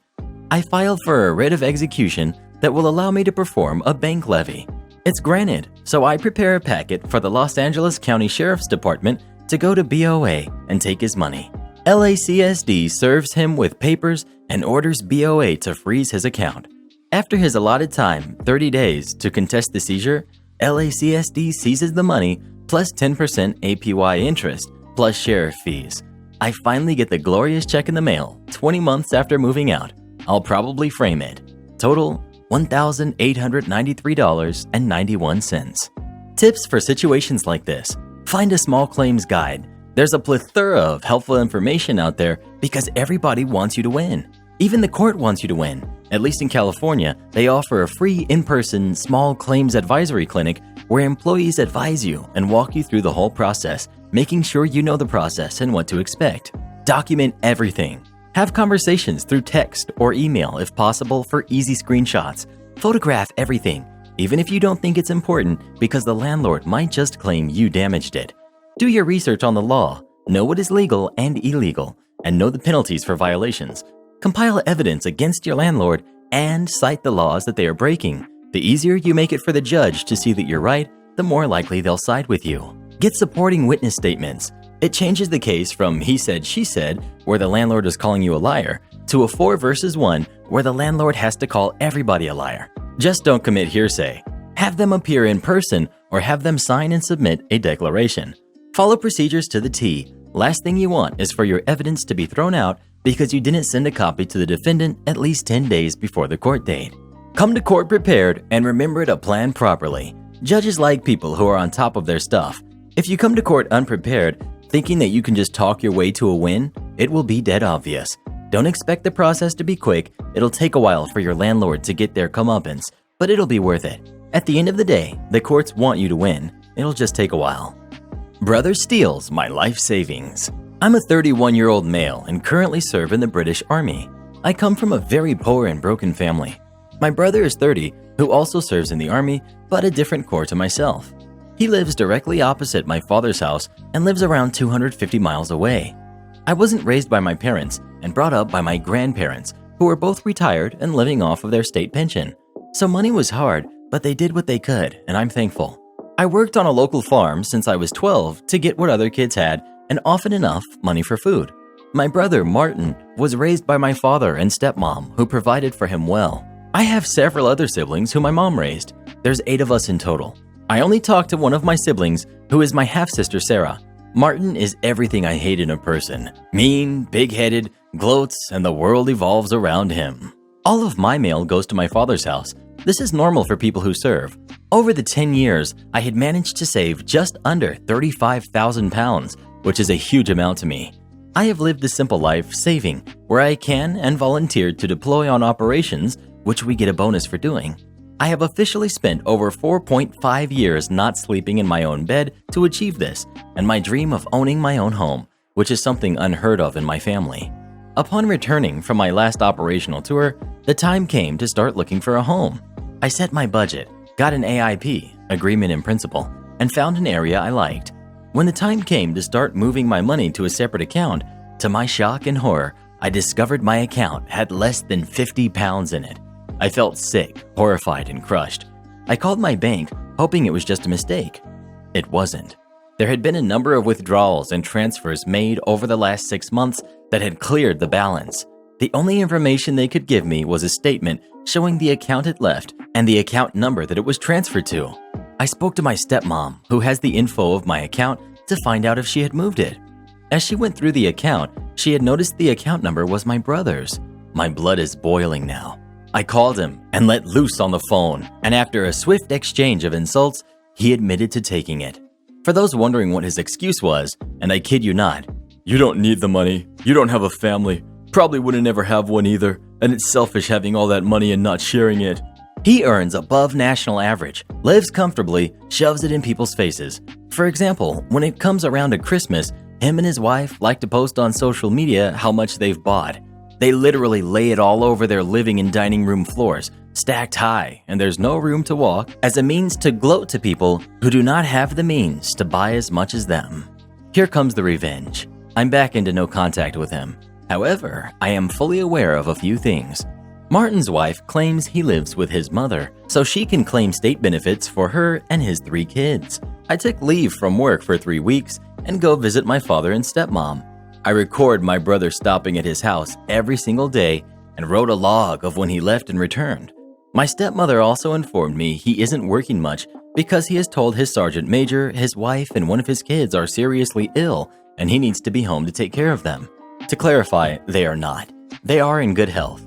In the British Army, you get paid full, whether you're off work ill, family issues, etc. A perk of the job. I sent this information to the Department of Work and Pensions, and they launched their own investigation. Aside from being a benefit thief, I then call his sergeant major.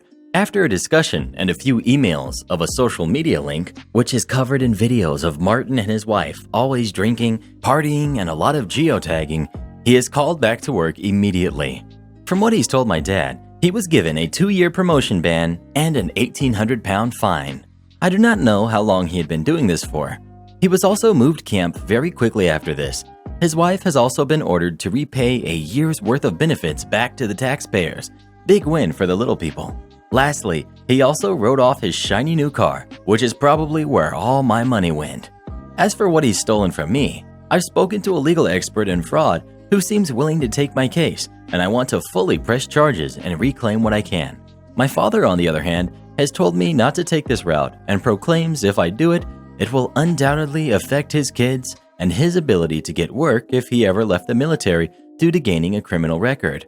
He has suggested we talk about a repayment plan as he's been punished enough, which I know it will never be repaid. I'm at odds with the guilty feeling. In order to take it to court, I'd have to lodge a formal complaint. However, I am bitter. It's crappy. I worked so hard all of these years to improve my situation in life just to have it all pulled from me. I'm thankful I've still got my health, but life's not been easy and I feel just like giving up. I will update on my decision later. Try to scam me out of my bond? Become blacklisted from renting instead. So this happens around 2 years ago when I first moved to Australia. After 6 months of backpacking around Asia, I landed in Melbourne and couch surfed for a few weeks at my friend's place whilst I was getting on my feet and finding a place to live. After a couple of weeks searching and working, I stumbled across what I thought would be the perfect opportunity for somewhere to stay. The room was advertised on housemates.com and I'd be living with another girl and her 2 dogs. Amazing, I love animals. What a bonus. So I move into my bedroom in the 2-bedroom townhouse in a nice suburb of Melbourne. 2 months rent up front and a $1,081 bond. I've never rented before, so I admit I was probably a little naive and a bit too trusting. I transferred over the total amount to my housemate, who was the renter of the property. I move in and everything seems grand. A couple of weeks later, I start to realize the person I'm living with is a terrible human being. She hasn't bothered to train her second dog, so it goes to the bathroom all through the house, chews the wires out of the back of the TV, and apparently it has a taste for drywall as well. She doesn't wash her clothes on a regular basis and is just altogether a bit grimy. But I keep my room nice and the rent is reasonable, so I stay.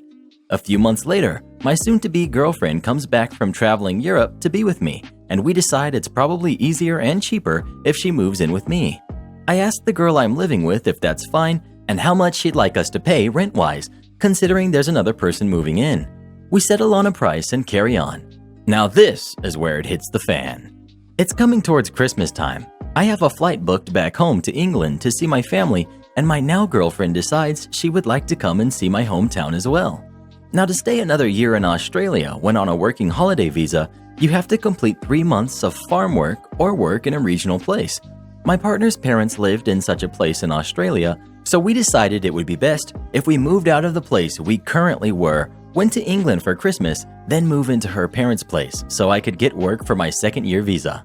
After telling this to the girl we were renting with, she tells me, "Well, you forfeit your bond then." We have a massive argument where she tells me that the bond wasn't paid to the bond authority and it was a safer net for her in case I decided to leave without notice. Bear in mind that this is at least a month before we're due to leave. I even offer to find her a replacement, which she declines. Anyway, we come to the agreement that she will return my bond when I leave.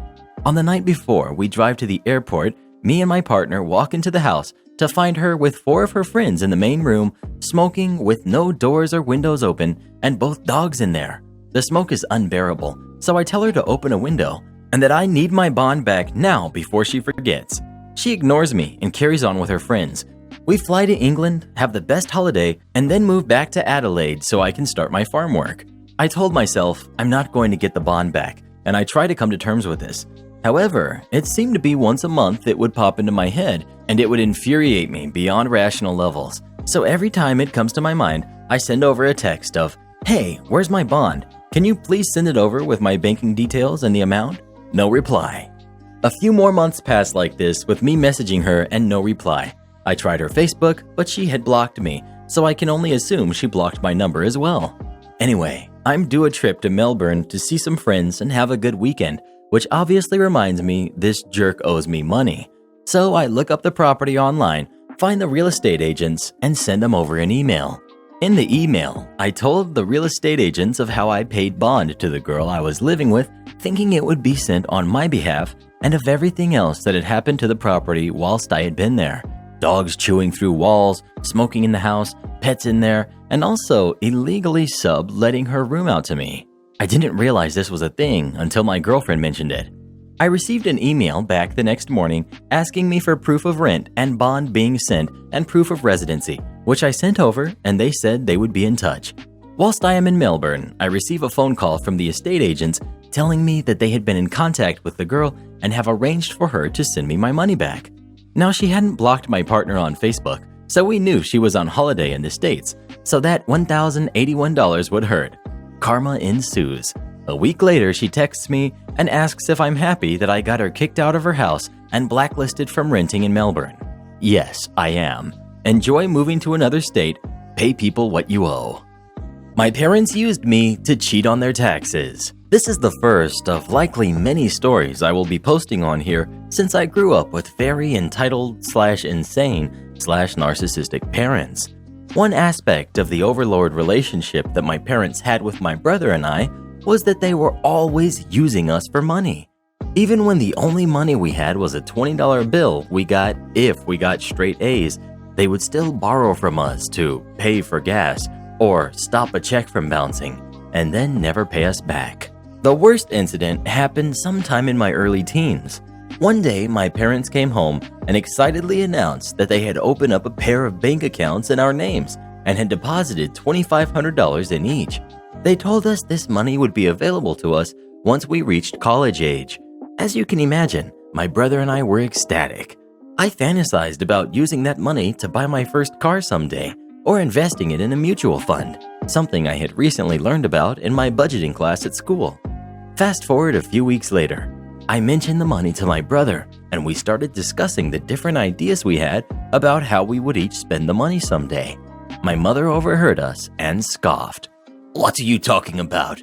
That's not your money, and you're not getting a car." I was so horrified, I felt like my heart stopped. "What do you mean? You said you opened the bank accounts in our name." "That doesn't make it your money. Your dad and I set up those bank accounts to fix a problem we were having with filing our taxes."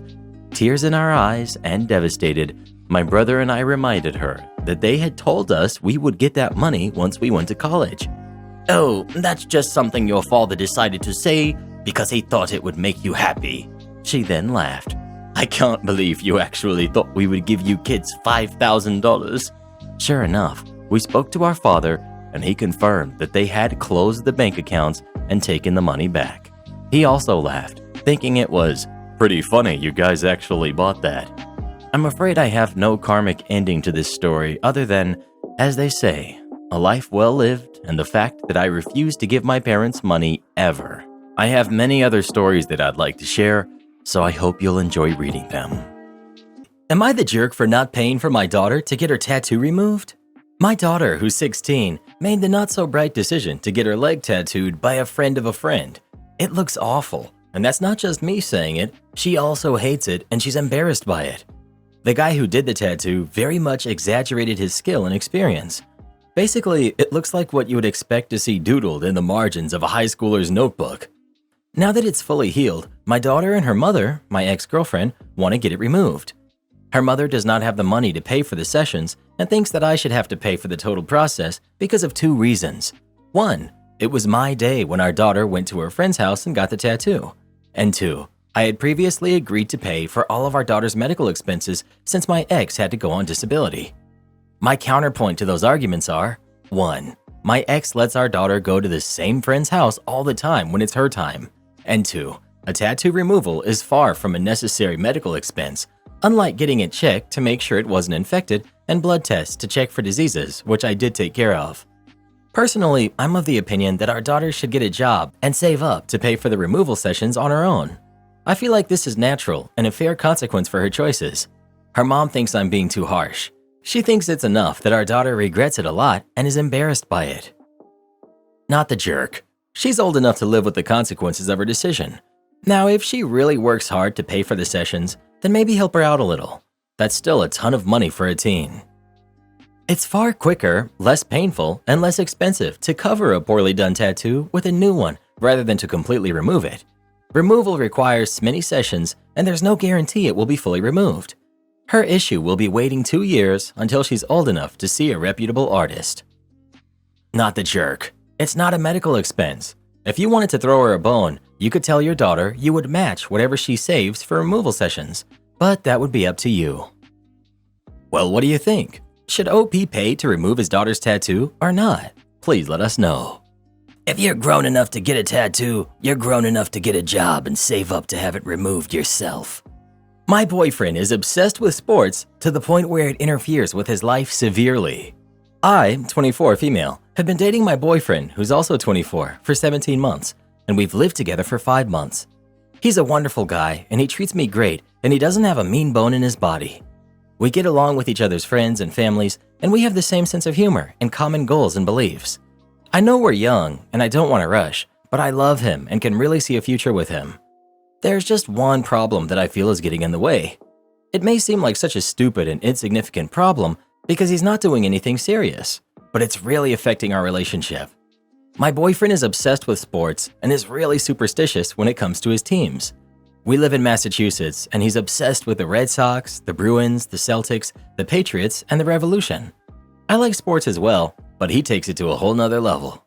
He gets superstitious and has routines and things that he does because he believes it will help his team win. Some examples. Earlier this season, the Red Sox went on a winning streak. The day they won their first game, he had a day off work and he had fallen asleep on the couch the night before, still wearing his socks.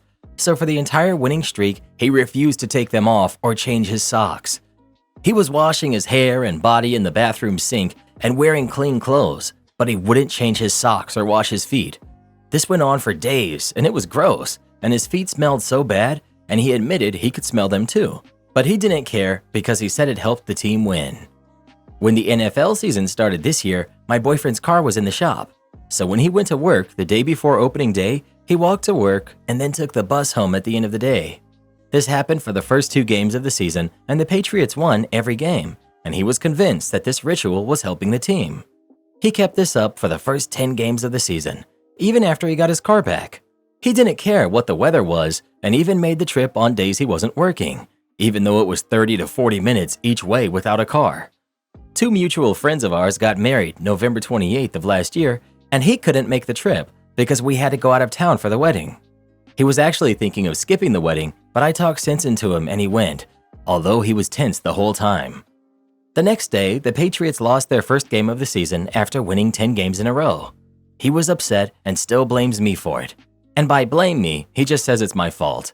He doesn't do things like yell at me or refuse to spend time with me, just to clarify. He has certain rituals for game days.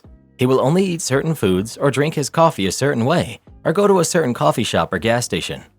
For the last Bruins season, he went and got coffee every morning even if he didn't want coffee. He has certain brands of shampoo depending on what sports season or playoff it is. He will change his hairstyle or not shave if it's the playoffs, or he will only sit in a certain seat in the living room during the game. When we moved in together, I moved in with him because my lease was up, but he still had 6 months left on his. The plan was that after 6 months, we would find a bigger place.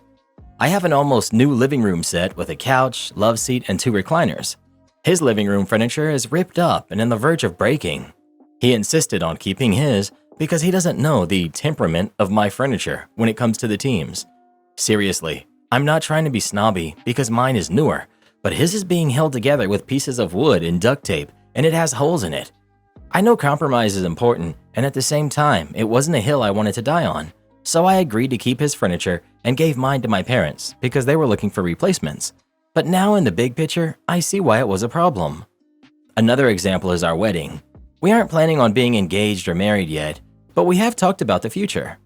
He said that if we ever get married and engaged, the proposal and wedding would have to be on days when none of his teams are playing because he doesn't want the wedding to influence a game or winning streak or something, because we can't have a wedding every day for the team to win. So far, he thinks July or August because 3 of the 5 teams are on the off season, and there will probably be a day when the Red Sox and Revolution aren't playing. He can't guarantee it will be a Saturday though.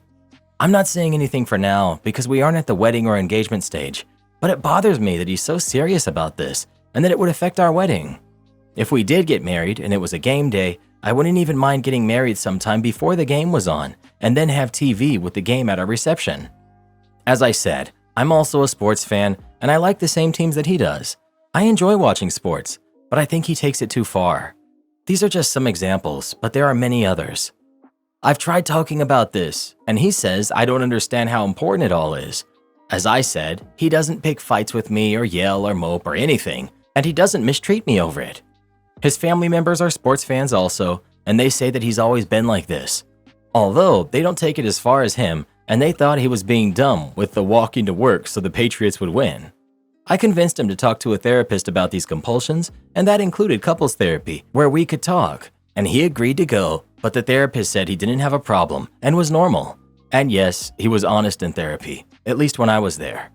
I wanted a second opinion, so I picked a therapist, and the same thing happened.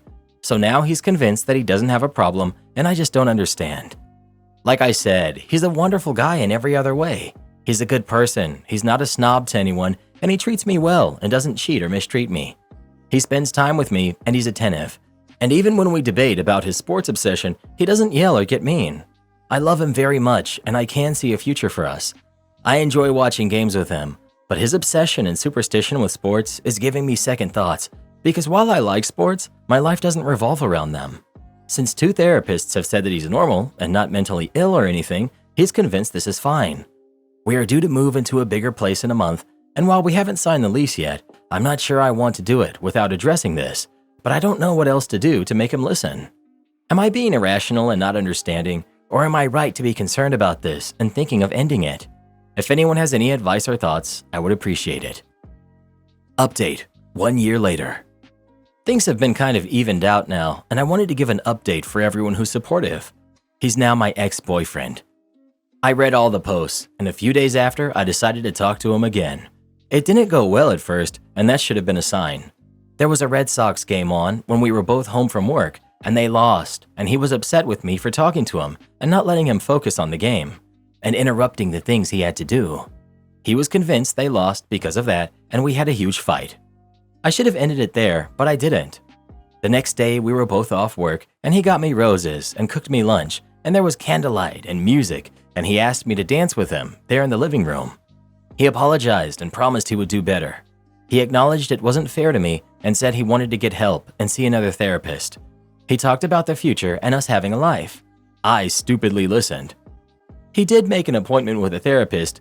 He talked with me about his feelings and how I was feeling. He said he agreed that he would get new furniture for our place.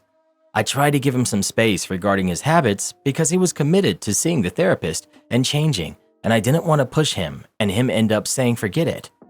I thought he changed, but I was wrong. A week or so after we had fought and made up, and he made the therapist appointment, something else happened that turned my life upside down. I had a mole on one of my arms, but I never thought anything of it. I had a new coworker, and she pulled me aside one day and said she didn't want to scare me or be weird, but she is a 2-time skin cancer survivor, and the mole did not look good. She stressed that I needed to see a doctor. I wasn't going to, but she begged me to go. It turns out she was right, and she saved my life. I made the appointment thinking the doctor would look and it would be no big deal. I had that mole for a while and never paid much attention to it. It was melanoma. I had to have surgery to remove the mole as well as to check the lymph nodes to see if it had spread. The surgery was scheduled for a day my idiot ex-boyfriend had tickets to a Bruins preseason game. He asked me to postpone the surgery because he couldn't skip the game as it would affect the team. He was actually being serious. He went so far as to call my doctor and tell him I wanted to postpone the surgery and he was calling on my behalf. He said if I went through with the surgery, he couldn't be there for me and I needed to understand because the team needs him. Then he actually told me that I could not sit in his recliner the day I was scheduled to come home from the hospital because the Pats were playing and he needed to sit there for the game. I would have to take the broken couch. I'm dead serious. I broke up with him. I called a friend who had a truck and we packed all my stuff and she agreed that I could crash in her spare room for as long as I needed. It was the last month on his lease and I paid the landlord the last month of rent because even though I wasn't on his lease, I didn't want him to be able to say I left him high and dry.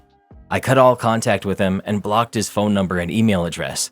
It was on the 18-month anniversary of the day that we had met and had our first date, and the 6-month anniversary of the day we moved in together.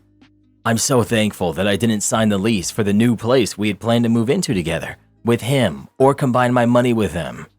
I had the surgery, and I got so lucky. It was stage 2 and had not hit the lymph nodes yet. I had to stay in the hospital for a couple of days, but the wound was looking okay and not infected, so I was discharged to go home. The waiting was agony and the worst thing. I also was not in the best emotional state because of what had happened with my ex. I cried when I found out it wasn't in my lymph nodes yet. The doctor said it would have hit them and spread in under a year and I would have been much worse off. So now I'm hyper aware of the sun. I go for skin checks every few months and I have a nasty scar. But it could have been so bad. That coworker saved my life and we're friends now. Yesterday was the 1-year anniversary of my surgery. I had so much support from my friends, family, and coworkers. I will never forget it. Once I recovered and went back to work, I got a small promotion. I started night school for college last month while I work full-time during the day. I've taken up rock climbing, and last month I started night school. It will really help my career, and I'm excited about it. I'm single since I broke up with my ex, but on Monday I had an impromptu date at the juice bar with a guy I bumped into at the gym. It felt good just to be social again, and he seemed nice. That's my update, and I really want to say thanks to everyone. I haven't seen or talked to my ex since I broke up with him and left. I did hear through the grapevine that he stayed in his place when the power went out and that there was no heat for more than 1 day when the temperatures were below freezing, and there was a blizzard because he wanted to sleep in his bed and sit in his chair to help his teams. He apparently had to be taken to the hospital for exposure because it was so darn cold. If he doesn't want to change, that's his problem, and not mine now. Am I the jerk for putting my mental well-being as a priority after my wife requested an open marriage? My wife and I have been a couple for 9 years and married for 7. We have a son who's currently 6. We both work and take turns doing both household chores and homework with our son. Now, I have the mentality of I am my priority, which my parents taught me since I was a kid. If there's something that threatens my own peace, I'm simply going to leave it and that's it, no matter how much it hurts at first. Now, my love life with my wife was always quite active, although it was reduced a little years ago due to the issue of pregnancy and childbirth. That little by little was resolved, and we ended up having a good love life again. At least it was what I believed. My wife recently asked me to talk. She told me that even though she loves me, she feels that our love life has become a little monotonous. I told her that I had no problems with that, but she told me that what she was meaning was that she wants to try new things, but with other people. That I could do it too, and that it doesn't have to affect our relationship or our family. I'll be honest, her proposal hurt me a lot. She told me to think about it, that she wasn't going to force me. A couple of days passed and we didn't sleep in the same room. I cried as much as I could and thought about what I wanted to do. I came to the conclusion that I didn't want the open marriage and that it was going to disturb my peace as much as possible. So I talked to my wife. I told her that I wanted a divorce if she wanted her open marriage, and that she could have the kid 5 days a week while I can have him on the weekends. She immediately said no, that she doesn't want to end our relationship and that we don't need to end it because that would affect her and our son. I responded, and why should I care? If it affects me, it's the most important thing for me, which she didn't take very well. She accused me of being selfish, manipulative, and a bad father. I told her the truth. I told her that if we divorced, yes, our son would have a hard time, but that he would end up getting used to it like every kid does. What's the problem there? I told her that I've cried enough and that all I want is a little peace. Just as she made her intentions clear about wanting an open relationship, I made mine clear about keeping the peace, even if it means separating from them. Am I the jerk for that? I'm fine with you leaving your wife, but how come you want to be a weekend dad? No, you're the jerk for that. Do 50-50 custody, 1 to 2 weeks on and 1 to 2 weeks off. You can't just not prioritize your kid. He didn't choose to be born. You can choose to prioritize yourself over your wife, and you can understand that divorce is better than an unhappy marriage for the kids. But saying, I'll take the kid 2 days a week, just like that, is a messed up thing to say. Not the jerk for not wanting to deal with an open marriage, but 100% you're the jerk for this whole me-first mindset. I get it, you're in a bad place emotionally. It's difficult to support or help others. But if anything whatsoever disturbs your peace, you just leave? Why even have a kid in the first place? This is the mindset of a kid, not a grown adult. Not the jerk. Take care of yourself, man, whatever it takes. My ex-wife pulled the same thing on me, forcing me into an open marriage or she'd leave. Well, she left anyways once she found a guy who made more money, and I'm never getting married again. The problem is, their friends convinced them that this is the new normal and that you're a controlling husband if you're not okay with it. I would have given anything to have been born 100 years ago before our world became what it is today. Am I the jerk for telling my husband's friend to mind her own business when she commented on our married life? So me, 30 female, and my husband, Josh, 32 male, have been married for 6 years now, and we have a 4-year-old daughter and a 9-month-old son. My husband has a childhood friend, Amy, fake name. Amy and I are mostly civil, but she often comments on various things, especially if I'm doing something. My husband is an introverted person and does not have many close friends, so I never really say anything. We hosted dinner a few days ago and invited Amy as well. They were drinking as well, and while drunk, Amy said how she could not believe Josh already had 2 kids when they are all single, even though Josh used to tell them how he never wanted to marry before 30. Things got a bit awkward, but she went on to say how I wasn't even his type, and still we got married. At this point, I was angry, but Josh calmed me down, saying that she's just drunk. After my son started crying, so I went to go feed him his formula. Thing is, due to some complications, I wasn't able to produce milk for my son. When Amy saw that, she said, If I was a mom, I would never feed my baby formula. It's kinda crazy how you're all okay with feeding such things to your baby.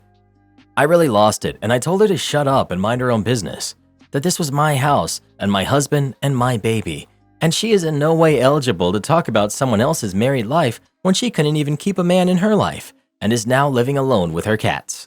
Upon hearing all of this, Amy started crying and soon left. Everybody left soon after. My husband says that it was okay for me to be angry, but it was a bit harsh for me to say all of that since everyone knew Amy was struggling with her mental health. I've got text messages from a few of her friends going off on me and asking me to apologize to her. I have since blocked them all, and to be honest, I don't want to apologize. It wasn't the first time she said something inappropriate. It was the final straw and I couldn't take it anymore. She's apparently in a bad mental state since she was cheated on by her fiancé of many years in the past, so I really don't know. I've started to feel guilty, and maybe I was over the line. Update. To clarify some things, even though nobody said anything at the moment, the situation did get very awkward for all. Those who were at the party later did apologize for Amy's behavior. People who sent me the nasty texts were all Amy's friends and not part of our group, so I didn't really feel like telling them anything as I'm so exhausted already, and blocking them was easier. Well, I went to my husband and told him how everything bothered me. I also told him all the other times when Amy said something passive-aggressive. She would usually say that stuff when we were alone so that he didn't know about it, and it was actually the first time she acted that way in front of everyone. My husband was shocked. He told me that I should have spoken up sooner and that the reason he didn't say anything was because I'm a very chill person overall, but Amy's mental health was bad and she would have frequent meltdowns. He just didn't want to stir up drama and create more tension. He did apologize sincerely, and then I texted Amy apologizing for my comments, but told her about how her comment was inappropriate and she needs to apologize as well. Well, she just went off on me and blocked me.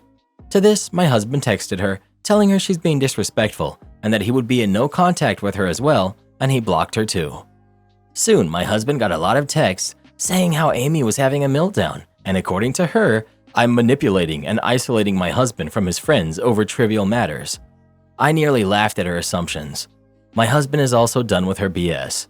He told his friends about everything and told them that he was done with her. This has caused the group to split. Apparently, there are others who are also done with Amy, while some still sympathize with her. For now, my husband and I are just focusing on our own lives.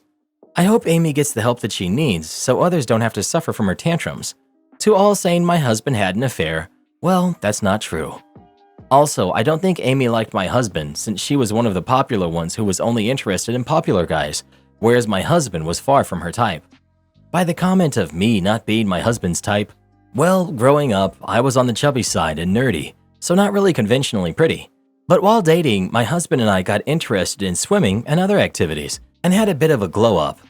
Also, she was clearly in love with her fiancé, another popular guy from college, but he turned out to be scum. Why she didn't like me? Well, I'll never know. Nor is it my problem anymore. Have a good day, people. My son is upset with me that I have a college fund set up for his brother. I, 52 male, have 2 sons who are 36 and 17. My youngest is a senior in high school, and my oldest is a dentist. When my youngest was 5, I had gotten a promotion and was making more money than I ever had before. My wife and I decided to start saving up for a college fund for our youngest because we weren't able to do that for our eldest. Since early February, our youngest has been starting to get acceptance letters, and so far he's gotten 2. He was so excited, and we were all happy for him. As of now, he's still undecided on what he wants to do and where he wants to go. He told me that it's either something dealing with the medical field or him becoming a lawyer. Our son received his second acceptance letter last week, and he was overjoyed, and so was my wife and I. My wife decided that now would be a perfect time to tell our son of the college fund, and I agreed. When we informed him, he was surprised at how much it was and asked us if we were serious. We informed him that we were, and that we doubt it would cover all of his expenses, but it would definitely help a lot. We encouraged him to try and get a job so he could also put money in there as well. He agreed with us and told us that he'll start looking for one and that he appreciates what we were doing for him. Seeing him smile from ear to ear was the best thing in the world. We were happy to see our son happy and made us even happier when he was thrilled to tell his brother about him getting another acceptance letter. My oldest son called me not long after the conversation with his brother, and I could tell that he was crying. He asked me if I was alone and if his brother was near, and I told him that I was alone and that no, he wasn't. I was concerned about him crying and asked him what was wrong. My oldest son continued to cry and told me that he's tired of my brother getting everything handed to him. He told me that it's hard to pretend to be happy for his brother when he had to work for everything he had. I was taken aback by this, and I started to apologize to him. I told him how we couldn't afford a lot of things that we could now afford, and that we were just trying to give his younger brother things we couldn't afford when we had him. My oldest then asked me why we kept him if we couldn't afford to keep him. He then said that watching his brother get all the things he wanted as a kid hurts. He said that if we couldn't afford him, we should have given him up for adoption. Hearing him say that really hurt me. I actually started crying too, because although me and his mother couldn't give him everything we gave his brother, we still tried our best to shower him with our love and support. Hearing him say how he'd rather have been adopted hurt me to my core. I tried to apologize again and tried explaining how much his mother and I love him, but he just hung up in my face. This honestly hurt me more, and I tried to call him again multiple times to explain myself, but he just sent me a text saying, "I will call you back when I'm ready to talk. Please just stop calling me." I told my wife what our son said to me, and she started to cry as well. She tried to call him, but I stopped her as I informed her that he didn't want us to talk to him at that moment. It's been a week, and we still haven't talked to our son, and we usually talk every 2 to 3 days. My wife and I have been crying ourselves to sleep lately, and I don't know what to do. You're the jerk. Why did you keep the college fund a secret for all those years? You could have explained to your eldest when you were setting it up, like my parents did. You could have helped pay for his dental school, even just a few hundred per month. You could have explained that you wanted to make it right for all the times and money that you couldn't spend on him because you didn't have them. You didn't provide info on how you raised them. I wouldn't be surprised if you were neglectful and absent parents to your eldest. I'm mid-30s and 12 years older than my sister. Very similar situation as your eldest. Family wasn't financially secure when I was growing up. They had a college fund set up for my sister, but not me. However, I knew that when they set it up. My mom had told me. She also said that they weren't able to do that for me. We moved countries, but wished they were. Financially speaking, this had to be set up when the kid is very young. I'm glad he told his parents how he feels instead of keeping it in. I wonder if you helped him at all financially while you were showering your youngest with all those things he never got. If not, then you're the jerk. You're the jerk. Not because you set up a college fund for your second kid, and not because you have more money to spend on that second kid and had less to spend on your older kid. You're the jerk because you forgot that no matter how old and successful your eldest is, he's still your son too, and you need to treat your kids fairly. If my parents couldn't afford a college fund for me, but they could afford one for my younger sibling, I'd be happy for them. Careful now, Karen. You know folks are going to be telling you how wrong you are. Okay, fine, I'm wrong. I'd cuss my parents out and be like, "It's not fair you have a college fund for them. You couldn't afford one for me. You guys are total monsters and I'm not happy for my younger sibling at all." There, is that better? Am I the jerk for expecting my wife to do most of the pool upkeep?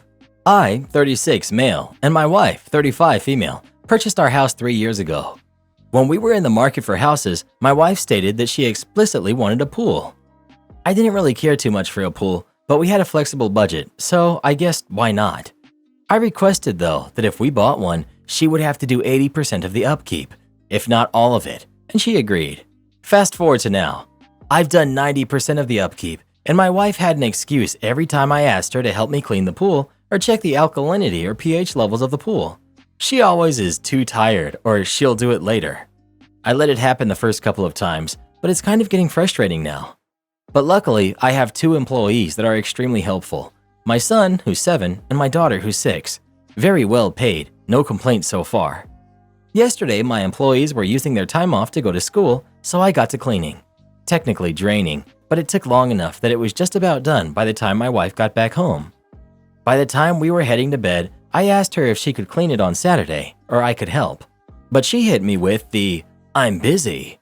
She doesn't work on Saturday.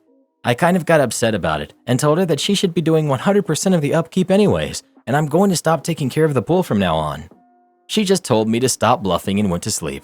Fast forward to this morning, and she doesn't even want to discuss anything pool related or even anything related with me. Am I the jerk? Not the jerk. Your wife should be helping you. You need to decide if this is a hill to die upon though. Like, will this ruin your marriage? You have a couple options, I think. Stop maintaining the pool, just leave it to swamp up, which will probably annoy both you and your wife and might not be the best for the kids. Keep doing what you're doing and be annoyed and resentful of your wife. Or get a service to do maintenance. It will cost money, yes, but will also save you time and probably friction with your wife. Tell her you're hiring someone, and if she doesn't like it, she can take over the pool. But that those are the 2 choices. She does it, or someone hired does it. Well, who do you think is the jerk? OP or his wife? Please let us know. She really sucks, dude. But not as much as pools. I hate pools. They're so much work. I never want one again. Karen neighbor calls the cops on my band for practicing. I recently moved with my family to a new rental in an upscale suburb. Our house is the worst one on the street, but we have a really cool wooden barn that we use as a 4-car garage in the back. It's old and not in great condition, but it looks awesome. My mom was in a band in her earlier days, and my brother and I are now in bands that perform locally. We've started practicing in the barn on Sunday afternoons, generally between around 2 and 5 p.m., and we always make sure to stop before 6 p.m. The first time we practiced, someone called the cops on us. It was so frustrating because we weren't doing anything wrong. Luckily, the police arrived and my mom explained the situation. They listened to our music for a while, took a really cool photo with us and their police car, which would make an amazing album cover, and told us we weren't doing anything wrong before leaving. But the following weekend, the same thing happened again. The police arrived and told us that it was a nuisance complaint, and they would follow up with the complainant. They warned us that if they received another complaint, action would be taken. The next day, my mom received a random passive-aggressive note in our mailbox. It threatened that if we didn't stop practicing, more action would be taken. Even though the police had assured my mom that we weren't doing anything wrong, she decided to take some steps to reduce the sound by putting some foam on the barn walls. A week later, my mom received an email from the owner we rent from, along with a copy of a letter from a neighbor complaining about us. It was a big mistake on the neighbor's part because the letter had the neighbor's home and address on it. It turns out that the complainant was the neighbor who backs onto our property. My mom responded by explaining the situation and sending the police photo to the owner. To our surprise, they laughed and thought the whole thing was quite amusing. My mom has asked our neighbors on both sides if the noise bothers them, and both have said that while it can be loud, they quite enjoy it. Both my brother and I are pretty talented, so it's not just trash noise. However, my mom is a little worried about what this neighbor will do next. We hope they can see we're not causing any harm and just trying to follow our passion for music. Am I the jerk for hiring someone else instead of my unemployed mother-in-law? My husband and I, we have 2 kids who are 3 and 1. Until last month, I had a nanny who spent 6 hours a day with my kids while I work from home, but she decided to stop for personal reasons and it was unexpected. My mother-in-law and I don't have a close relationship because she's the stereotypical mama bear, and it took her a long time to respect our boundaries, but we're currently on good terms though. The first week without a babysitter was a mess, and my husband told his mother that we were suffering until we find a babysitter, and she said she could help since she was dismissed from the service. At the moment, we really needed help and we accepted. It was horrible. She doesn't understand the concept that me being at home working is not the same as being off work, and even though we had several conversations, she would often ask for help or come and talk about random things, or simply wouldn't close the door and my kids came in to talk, among several other interruptions. After a lot of complaining and talking, things got a little bit better, but it was still a huge amount of stress. At the beginning of this week, she said that she could continue to care, but that she would need to receive a salary, as the bills needed to be paid, and she gave her price. The amount was a little below average, but nothing special, and I just felt overwhelmed. I talked to my husband and said I didn't want to do it, because despite it being cheaper, it's very stressful, and she doesn't know how to respect limits, so I would prefer a professional who knows how to respect and isn't part of the family. He complained, saying this would be a way to help his mother before she retires in 3 years, and we could help the family and not someone strange. I said that I was the one who stayed at home with her and interrupted all the time, and he didn't work at home to find out how much his mother disrupts work routines by not respecting limits. He still doesn't agree with me, saying that we should give his mother a chance and that she already has shown herself capable of changing, with a lot of difficulty and time, and that he didn't want her to go through difficulties if we can help. In the end, he relented, but we agreed to pay for the 2 weeks she worked, and we are looking to help out a little bit with her bills. But he's upset with me for this joint decision, and his mother is criticizing me for not helping her and preferring a stranger. The new babysitter will come on Monday. Luckily, she's a former babysitter of mine who is available. Am I the jerk? Not the jerk. This is not about family, it's business. You're trying to fill an employment position. This behavior would be unacceptable from an employee you weren't related to, and it's not acceptable from your mother-in-law. If an employee is not a fit for a position, they don't get hired, period. Her presence is creating unnecessary stress and contention. It's better for your relationship with her if you limit the exposure. Also, your partner needs to understand that. If you're not able to get your work done due to said employee, you will have less money to pay them. The relationship needs to be symbiotic. I can empathize with your situation though. I shaved my head, and now my wife cried all night and won't even look at me anymore. I'm 33, male, and I feel like I need to share this with someone. This was the day before yesterday. We had just had a long talk about our financial situation, and I pointed out that we could save some money if I would just shave my head instead of going to the barbershop. She agreed that it would indeed save us some money, and so I decided that I would go about it the same evening since my hair was getting on my nerves. Said and done. We have a trimmer at home, and it took me about 15 minutes. I'm quite good looking and never had any issues with the ladies in any way. But when I got out of the bathroom, feeling quite good about myself, she wouldn't even look at me. I laughed, of course, thought she was just being silly, so I hugged her from behind, took her hand, and put it on my head. She immediately took it back and shivered, whereas I too took a step back. She then started crying and kept on doing so the entire night. At first, I felt devastated that my wife would react this way to something that I was feeling quite good about. We tried talking about it that same night, and she felt ashamed about how she reacted and still couldn't help it. We eventually held each other and fell asleep. The next day, I got home from work, and I noticed she wouldn't look at me. I got more and more annoyed as the evening progressed until I went to bed, alone. The next day, I texted her from work, explaining why I seemed irritated last night, and she still replies that she understands and feels ashamed of her behavior, and I'm not having it. If something as trivial as a haircut can make someone who claims to love you go completely bananas, then that's their problem. I fully understand that people have preferences, but what the heck? I've been married for several years, and she's always been into me in every way. So, does anyone have any suggestions on what I should do next? Update. Some of you are choosing sides, and I want to be clear that shaming her was never my intention. I love her. We have 4 kids together, and sometimes the economy can be a bit tough, but we've managed before and will do so even now. The reason I posted this is I needed to vent something, and I wasn't sure how to get advice moving forward. I needed comfort, just to make sure that I'm not crazy reacting the way I did and feeling ashamed in front of my own wife. We've now talked it through, and she simply says that she finds baldness extremely unattractive and that my change in appearance was so drastic. Thank you again for all of the support. Am I the jerk for making my ex-husband look bad in front of his family?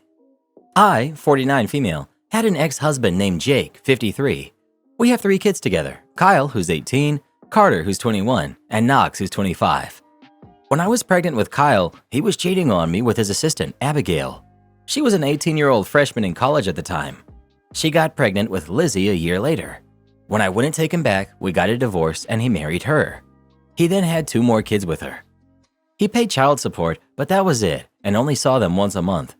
However, if one of the kids asked him for something, he'd agree to get it, but he wouldn't answer the kids' phone calls until he figured I had gotten what they needed. He wouldn't show up to any of the kids' sports games or plays. But if his aunts and mom would go to them, then he would come as well. His aunts and mom are big-time lawyers and he needs their approval. His family is somewhat shallow. If someone isn't in a prestigious position, then they'll look down upon them. And any form of gossip is seen as negative and they'll yell at you for making the family look bad. So in front of them, Jake would brag about everything he does for the kids, when in reality, he does nothing. However, my kids see their family vacations, and at first it hurt them, but they began to ignore it. He told them it was because I take them on 2 vacations every year and Lizzie only gets 1. He just tells his family it was because the kids didn't want to go. However, during the Christmas party, Lizzie was talking to her great aunts about the upcoming trip to the Dominican Republic. Kyle then asked what they were talking about. She explained how the family was taking a trip and that their dad said that they had other plans. Kyle explained how she had no plans and neither did her brothers, so they'd love to come along. That's when the problem started. My kids being that far away with their dad never sat right with me, so I went with them on vacation. His wife wasn't happy, but me and his family are still close, so it wasn't weird. So at a dinner, my daughter and Carter go to a very prestigious college, and my oldest is in medical school. So his mom asked what's happening with all of the kids. My daughter then explains how she was chosen for an internship for a tech company, and everyone congratulated her. His mom then asked about Lizzie. My daughter told me that Lizzie had been bragging about his secret, and everyone thinks that she got into her dream college, so his mom was smiling ear to ear, waiting to congratulate her. But Lizzie explains that she's pregnant. Everyone's face fell to the floor, including Jake's. Everyone began to question Jake and Abigail's parenting. Jake then said that it was all on Lizzie. I was tired of the lies and explained how he was never there unless his family was there in order to look good in front of them. They then asked if that was true, and he tried to lie, saying of course not. Then Kyle chimed in, saying that he hadn't even invited them to this vacation, and that he lies about everything and he's a crappy dad. Kyle stormed off, and me and my sons ran after her. Later, I got a text from Jake thanking me for ruining his family. I didn't even text him back. I do feel bad because it probably wasn't the time or the place. Update. First thing I want to answer is why did I feel the need to go with my kids? I'm best friends with his sister and have been going on trips with them since I was in high school. And I'm always a mom, so I'll never deliberately put my kids in a situation where I can't get to them. So after the situation escalated, I got a call from his wife saying that she couldn't find my husband and that he better not be in my room. I told her he wasn't and she hung up. I then heard a knock on my door. I opened it up and Abigail barged into my room screaming that he was in there. I let her look because I was confused as to what was happening. When she couldn't find him, she just sat on my floor, silently crying. The situation was very awkward, so I didn't know what to do, and kicking her out didn't seem right, so I just asked her what was wrong. She explained that over the past 17 years, Jake has really mistreated her and claims that she and Lizzie ruined his happiness. When she was 18, Jake promised that he would leave me for her, but every time she asked when, he would lash out at her. So she got pregnant on purpose to trap him, but Jake tried to pay her to get rid of it. But when I found out and filed for divorce, he thought it was best to just go be with her. But ever since then, he had treated her wrong. And apparently, he was constantly cheating on her. She stayed because she dropped out of college and hadn't worked since she was at his office 18 years ago. She apologized for barging in and just left. I texted Jake that he might want to check on his wife because she seems unpredictable right now. I didn't get a text back, so I assumed everything was okay. So I just went to bed for the night. But the next morning I woke up with a really long text from Jake, so I'll just summarize what he said. He told me how sorry he was for stepping out on our marriage, and that was the biggest mistake he ever made. He wished he was more involved with me and the kids, and he hated seeing Lizzie and Abigail every day. He explained that's why he took on more hours, so he could be away from them, and that subsequently affected our kids. He said Abigail explained how she told me everything and that he was finally happy the truth was out, so he could get away from them. He hoped that after all this time, I could forgive him and we could repair our relationship. I explained to him that we have no need for a relationship. I'm remarried and the kids are grown, so he should focus on fixing their relationship. He didn't text back. I explained to my kids that I'm going to leave early, but they should enjoy the rest of their trip. Kyle didn't want to stay, but the boys were fine staying. So me and Kyle are back home. I texted the boys and asked them how the trip was going, and he explained that everything was a mess and Jake and Abigail weren't talking to each other. So many of these stories make me appreciate how truly boring my own life actually is. Am I wrong for giving my girlfriend an ultimatum between me and her desire to have kids? I, 25 male, and my girlfriend, 22 female, have been dating for about a year and a half. Since we were 24 and 20, so we grew a decent amount together. I love her. I can see her being my wife. So it pains me to have to get to this. When we were first getting into the serious phase of our relationship, we agreed we don't want kids before our late 20s and early 30s. Furthermore, she's going to med school this fall, so she wants to complete that before any consideration. I'm completely okay with that. I do want to be a father, just not in my 20s. I don't have anything against younger parents. Whether that's married or single, good for you. I hope you're happy. I hope you and your kids have a fantastic life. I could not be. I can barely take care of myself sometimes, and I already know how much life changes when you have kids. So the idea of doing that in my mid-20s? I have so many things that I want to do as a young person. I cannot do those things if I have kids. So imagine my shock when my girl, who's still an undergrad, comes up to me and tells me she wants a baby, like ASAP. I was floored, and the reason is her 30-year-old sister welcomed twins, and my girl has been really taking a liking to them. Now she wants kids of her own, like now.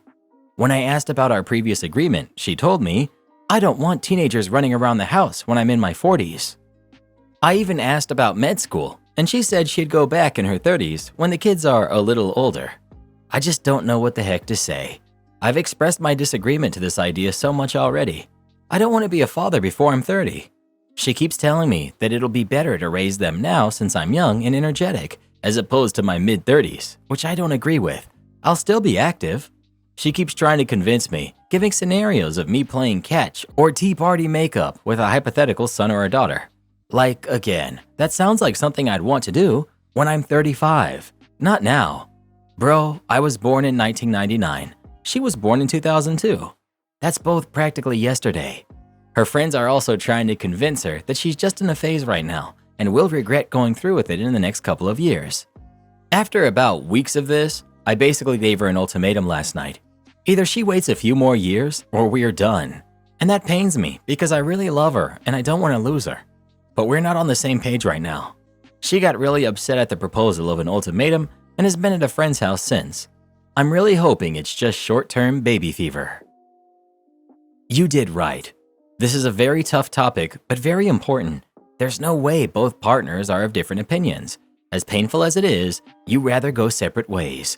Either you'll be unhappy or your partner. You're not wrong. Compatibility on timelines for having kids is incredibly important for long-term relationships. She wants kids much sooner than you do, and if you're not wanting kids yet and she's pushing for one, then ending the relationship is best. Regardless of what actually happens, one of you will most likely end up resenting the other. My husband went to medical school and waited until he graduated residency before we decided to have kids. This is what we both wanted. Sit her down and talk about the implications of having a baby now versus later. Chances are if she gets pregnant and has a baby now, it will be hard, but not impossible, for her to keep up with the demands of medical school and residency. Well, who do you think is the jerk? OP or his girlfriend? Please let us know. Am I the jerk for not supporting my sister so that she can adopt my brother's son?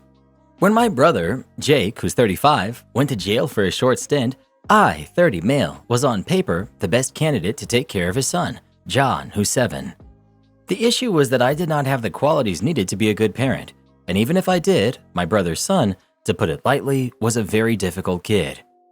I eventually caved into family pressure and manipulation. However, I did not agree to take in John unconditionally. I made it clear that I could not do this alone and extracted promises of support from many relatives. In hindsight, I was incredibly naive. As soon as the ink was dry, my relatives abandoned me. It was by far the most miserable experience of my life.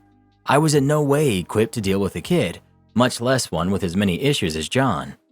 All of my pleas for help were at best ignored. At worst, I was blamed and shamed. While I'd like to believe that I didn't take my resentment and regret out on John, I most certainly did not support his emotional needs. At best, I was a distant caretaker / ATM. And when Jake got out of jail, I couldn't hand John back to my brother fast enough.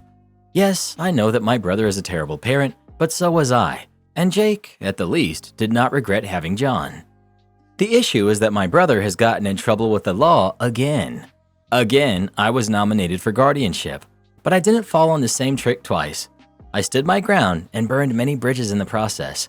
I've been called heartless, selfish, a monster, and more. I've been told that I have a duty to family and so on.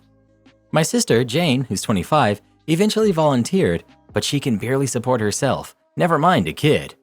She's asked me for financial assistance, and I refused. While money is no problem for me, I have no obligation. I made it clear that I would not be in her village prior to her adopting John, and furthermore, she was one of the relatives that reneged on her promise to help me when I was in her shoes. I don't care what my relatives think, but when I confided in my friend, she told me that I did owe John, even if I didn't owe my relatives, because I had agreed to be his guardian. I disagreed because I was tricked into it. Am I the jerk? Edit. I guess I didn't make this clear, but I'm not close to John. I was always the uncle that you awkwardly said hi to because your parents forced you to. I also didn't grow any more attached to him during the time that I was his guardian. Edit 2. Jane was 23 when I first became John's guardian, and while I did expect her to help with John, I expected her to be only one villager among the whole village, and she wouldn't even do that. And the reason why I'm so detached towards John is because I regretted and didn't want to be his caretaker in the first place. I'm like an IRL worst-case scenario, regretful parent horror story. Not the jerk. If Jane had stuck to her promise to help you, things might have been different. Bottom line, Jane promised to help and didn't. You have no obligation to help Jane. At least you're not promising to help and then reneging. Not the jerk for not taking John in again. It would be kind of you to offer John some financial support though. Maybe help with his clothing purchases or school supplies, that kind of thing. I wouldn't give cash to your sister, but you could certainly buy things for John, who is, after all, the victim in all of this. Am I the jerk for telling my friend she's ruining her kid's life with the name that she gave her? So I, 21 female, have been friends with Lorraine, who's 22, for 17 years now, and we're really close. She recently gave birth to her daughter, and her husband recently told us the name. They decided to name their daughter Juliet, but it's spelled Giuliyettete. And her middle name is Maria, but it's spelled Mahriya. I thought the spelling was a joke until she told me that they're serious. I told her that with that spelling of a simple but beautiful name, it's going to just ruin her life. She got mad and told me to stop ruining her mood and that I'm being mean. I'm completely honest. The spelling is just bad. Nothing else can explain it. Why ruin such a beautiful name by including letters that don't belong there? I texted her yesterday and I told her that this girl will try to change her name or at least go by her middle name since it's normal. She told me to stop texting her, that I'm a bad friend and I'm being a jerk for making fun of the name. I don't think I am. When I told her that the spelling is just bad, she went crazy. She told me that I'm the worst friend ever and that I would never be able to see her daughter again. After that, her husband sent me an email telling me to stop being so disrespectful. He thinks the spelling is cute and it just makes her unique. Unique, yes, but that's just going to make this girl suffer, and she will probably be bullied for the spelling. I haven't replied, and honestly, I don't think I'm the jerk here, but I thought I'd ask Reddit since y'all are the best judge. So, am I the jerk for telling my friend that the name she gave her daughter is bad and will ruin her life? Update. Alright, I get it. I'm a jerk for going after the name more than once. Sorry for that. I just sent her an apology text for doing it, yet I did write how she should try to look at it from another perspective. I also sent a few screenshots of the comments just for her to see what other people think of it. FYI, I'm supposed to be the godmother. That's why I was extra worried. My bad. Hi, I'm a high school teacher. I'll tell you up front that you're right. Kids with messed up spellings of their names are miserable about 3/4 of the time. It's difficult to spell, people mispronounce them, and we definitely judge the parents. We don't think their kids' names, looking like they just picked 10 random Scrabble tiles out of a box, are cute and unique. We think their parents are stupid and immature, like contestants on an early 2000s reality show like Flavor of Love or something. It's one of the ways we clock parents as potentially difficult. I keep in touch with 3 students who changed their names from their parents' spelling to the actual conventional spelling the minute they turned 18. That kid will be Juliet Maria, spelled correctly, as soon as she possibly can. Not the jerk. Not the jerk. What people don't seem to think about is that these babies will grow up to become adults. First, imagine having to put Juliet whatever on her resume, spelled the way that it is right now. Then some poor soul has to figure out how to pronounce it if they want to pursue her for employment. She will spend literally the rest of her life listening to people struggle to pronounce it, and she will either have to get used to explaining, "It sounds just like Juliet," or she will legally change it. She's setting her kid up for a life of teasing, judgment, and frustration on her part. I would say everyone sucks. You shared your opinion once and you should have left it at that. No need to continually text her about it. That will get you nowhere. Obviously, the parents are jerks for giving her the terrible spelling. The poor girl will never find her name on a magnet or a cup. I actually don't think it will reflect poorly on the kid, but the parents themselves. When people go out of their way to give a perfectly normal name, a bizarre spelling it screams we're of lower intelligence. Well, what do you think? Is OP the jerk or is her friend? Please let us know. I'm so thankful that my parents gave me a name like Karen. Yeah, but didn't they put a number 5 somewhere in there when you were born? Silence, you fool. I changed that the moment I turned 18. Karen gets mad that I don't have all 3 buttons done on my work shirt. So for some backstory. Between 2009 and 2012, I worked for CVS, which is a pharmacy chain for any non-American readers. The uniform was a blue and red polo with 3 buttons that you can button and unbutton. I always left the top 2 buttons unbuttoned as I hated having anything around my neck. This will be important later. The cast will be me, the crazy woman who has no hoots to give, Karen, the customer who thinks I should dress like a nun at work, and the manager, who for some reason hated me. So it was a normal day in heck. I was working the front cash like always. I was ringing up a customer and I felt something fall down my shirt, so I tried to shake it out. Mind you, I only pulled it a few inches from my chest and shook. I finished the transaction with the customer in front of me who happened to be male. Now enter Karen. Karen. Excuse me, young lady, but you should not be trying to flaunt your chest in front of customers like that. Me. I am sorry, but I was not trying to flaunt anything. I felt something fall down my shirt and I was trying to shake it out. Well, you should have all 3 buttons buttoned on your shirt anyway. You're one slip away from being exposed. Important detail. I could have left all the buttons undone, and I would not have been one slip away from a Janet Jackson Super Bowl moment. Me. Ma'am, I can assure you, I am in fact not one slip away from being exposed. Karen. It most certainly is, and I want to speak to your manager about how inappropriately dressed you are. Me. Okay, ma'am. She is outside on her break. Let me go grab her. Thinking to myself, well, manager is going to be mad. Me. Manager, I have a customer requesting to speak to you. Manager. Is it something you can handle? Me. No, I guess she has an issue with how I'm dressed. Manager. Tell her I'll be there in a minute. Me. Okay. I return into the store. Me. Manager will be with you in a moment, ma'am. Manager tells Karen. I am the manager on duty. How can I help you? Karen to the manager. Yes, this young lady was trying to flaunt to a customer, and when he showed no interest, she tried to say she felt something fall down her shirt, and she was trying to get it out. Plus, she should have all 3 buttons buttoned on her shirt. She looks like a hussy. Manager to me. Is this true, OP? Me. No, the only part that is that I felt something fall down my shirt and I went to shake it out. Plus, the whole time I've worked here, I've always worn my shirt like this, and no one has complained until now. Manager tells Karen. I'm sorry, Karen. I'll have a talk with OP about her doing what she did, and rest assured, her actions will have consequences. Karen tells the manager, while looking at me smugly. I am glad to hear that. Having people like her working for this store makes the store look bad. I hand Karen her change and she leaves. Once she leaves, manager tells me, OP, button all 3 buttons, and I will be talking to the store manager about this. I comply with manager, and it's all over. Jerk manager did in fact talk to the store manager, but nothing ever came of it. I ended up quitting a year later due to some stuff jerk manager did that became the straw that broke the camel's back. Entitled parents get offended at Sam's Club.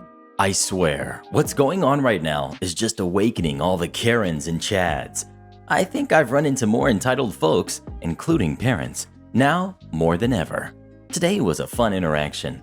For context, I am still working. I currently work with my mother in agriculture, which is considered essential. We've been remodeling an office due to damage. We also travel and pick up industrial parts to repair machines with. So today, this lovely day, our coffee maker shorts out. We need a new coffee maker. So we get the card from our boss and head out to Sam's Club to replace the coffee maker. We get there and there is a line. Oh, they're at capacity. We get in the long line. For further context, I would always stand in lines sideways with my shoulders facing the person in front and the person behind. This is because I startle easily and I'm not okay with people directly behind me when I can't see them. Also helps keep people behind you from standing too close to you. Anyways, after a few minutes of standing, a family comes up behind us. The family consists of entitled dad, entitled mom, and 4 kids. The kids are all between the ages of 2 and 6. Of course, I see them, but choose to ignore them and continue talking with my mom. They start their BS by trying to cut in line. Every time they tried, I would either swing my leg out at them or start stepping in their way. After 5 minutes, they stop, but it doesn't end there. I mostly ignore them again, still talking with my mom. Both of us were generally grumbly, not due to the line, but mostly due to the general work frustrations. First a leaky sink, and now a coffee maker that decided to blow out. Here's the thing though, we both have mouths that can make a sailor blush, and we don't hold back. Although we don't talk extensively loud. The only people that would even hear us is folks that are under 6 feet away from us, which this family keeps teetering in and out from. So I was talking about how frustrated I was with this piece of crap sink, and how the coffee maker blowing out just really shows how much the world is specifically trying to get us. Before my mom can even let out a chuckle, the entitled dad said something to the effect of, "Did your mom never spank you for using that language?" I don't remember exactly, but I know a mother was brought up because my mom immediately whipped back saying, "They're an adult." I fully look over to the family and see entitled dad holding a sleeping toddler and the entitled mom actually covering one of the kids' ears and the other covering their own. I just kind of look and snort. I thought it was dramatic. Entitled dad apparently didn't like that. He asked me if I thought it was funny to be corrupting other people's kids. My mom didn't say anything, but kept an eye out to be sure they didn't try anything. I was already a bit grumpy, so I was a bit bolder than usual. So I just flatly told them, "Yes, because you wouldn't even be able to hear what I was saying if you actually stayed 6 feet from me." Entitled mom spoke up this time. She said something about not being sick and her kids were getting hot. It was 60 degrees, lady. Summers get in the 90s. I told them that I could be sick and that them being so close to me and policing how I speak isn't going to get them into the store any faster. My mom, being, well, mom, chimes in, saying that if it starts raining, forget this crap. Entitled dad replies with an, "Oh my god," and asks if we have any respect for people. Mom says, "Heck no. Respect is earned, and you can't even respect our darn space." We were a lot closer to the entrance then, but I guess shopping with disrespectful people wasn't worth it to them, and they ended up just leaving altogether. Bit of a blessing, but also a bummer. Would like to see how a talk to the manager would have went. How Karen got banned from my restaurant. For context, I am a 17-year-old male working for my local McDonald's in the Midwestern USA. This happened last night. We have a regular, the Karen in this story, who always comes through our drive-thru and orders 2 large iced teas and a large Colombian coffee. In case you aren't familiar, some McDonald's stores sell a Colombian brew coffee which has a much stronger flavor, way more of a kick to it, just as bitter as a Karen's soul. How fitting. Whenever there is an order which takes 3 or more drinks, we assume that they will want a drink tray because it makes things work better and quicker for us. However, Karen does not want a drink tray. In fact, you'd think she's allergic to them. If you try to give her one, she snaps at you and tries to boss you around. My coworker, who I'll call Jemima, didn't know about her aversion to drink trays because she normally works different shifts and had never dealt with her before. She handed her drinks out on a tray, and Karen took the drink tray and threw it at her, frisbeed it right back into the window. Jemima was shaken, naturally, and told the manager what happened. Last night, Karen came through the drive-thru again. This time, Jemima was at the first window, where you pay for your food. She got a manager, and not just any manager, our general manager, who is the highest person on the ladder in our store. The next level is the regional manager, who takes care of the 8 stores owned by our franchise. Happened to be right there. He knew what happened. He sold Karen her coffees, but only after making it clear that she was not allowed to come back after what she did. If she comes back, not only will we ban her from all 8 stores, all the McDonald's stores in our area are owned by the same family, so she will almost certainly have to drive at least 40 minutes or something to get to a McDonald's she's allowed to go to.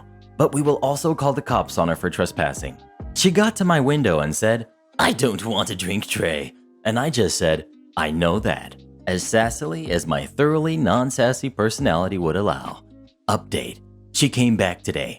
The official policy about what to do about her hadn't gotten around to all of the managers yet, but one of the managers there tonight sent the GM a message to let him know she came by. Hopefully by the next time she comes back, everybody knows about it and we can call the authorities on a Karen. Karen was my personal finance teacher. Hi, Mr. Reddit. I was enjoying some of your stories this morning and happened upon some entitled teacher stories.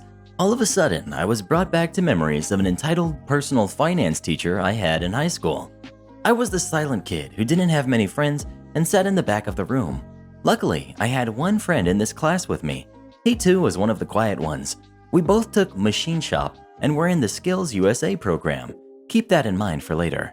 Anyway, now to describe the teacher. She was in her late 30s, 4'11" with a short Karen haircut.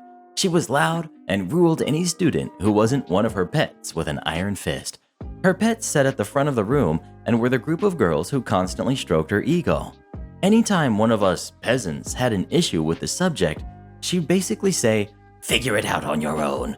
I'm only going to teach things to you once because they won't spend this much time on things when you're in college." If you happen to miss a day of her class, "Here's what you missed yesterday. Now get to it," I would respond with, "But Mrs. Blank," then get interrupted with, "No excuses. Get someone to help you figure it out." Most of the time, my friend would help me.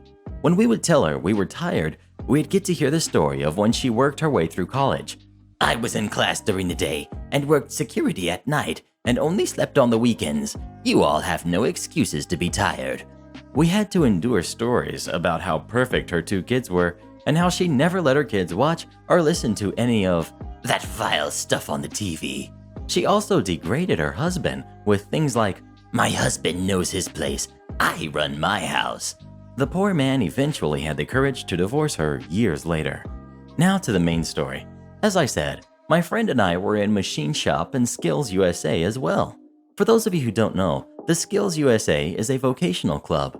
The Skills USA Club had planned an end-of-the-year field trip to several factories and shops across the area. The head of the vocational program told us all schoolwork missed for that day wouldn't count against us.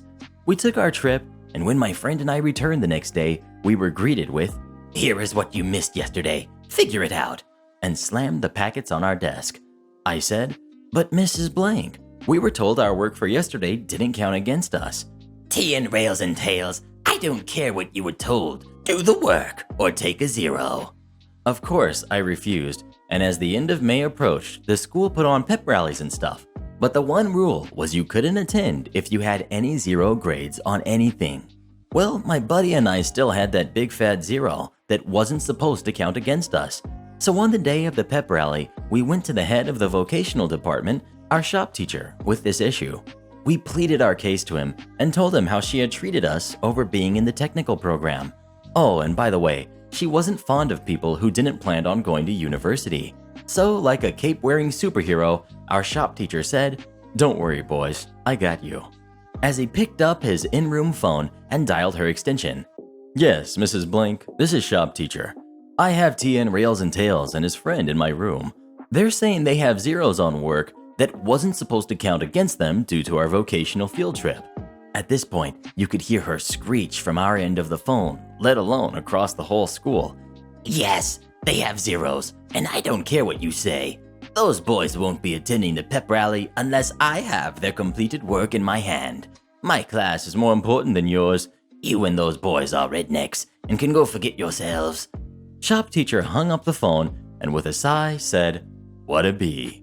Then he proceeded to say, "Mrs. Blank thinks I'm some redneck. But what she doesn't know is I run my own side business as well, and that packet is on business management, correct? Yes, sir, we responded. Go get your packets. We're about to kick her butt with your work. Needless to say, we did A+ work on our packets. We proceeded to her room to turn them in.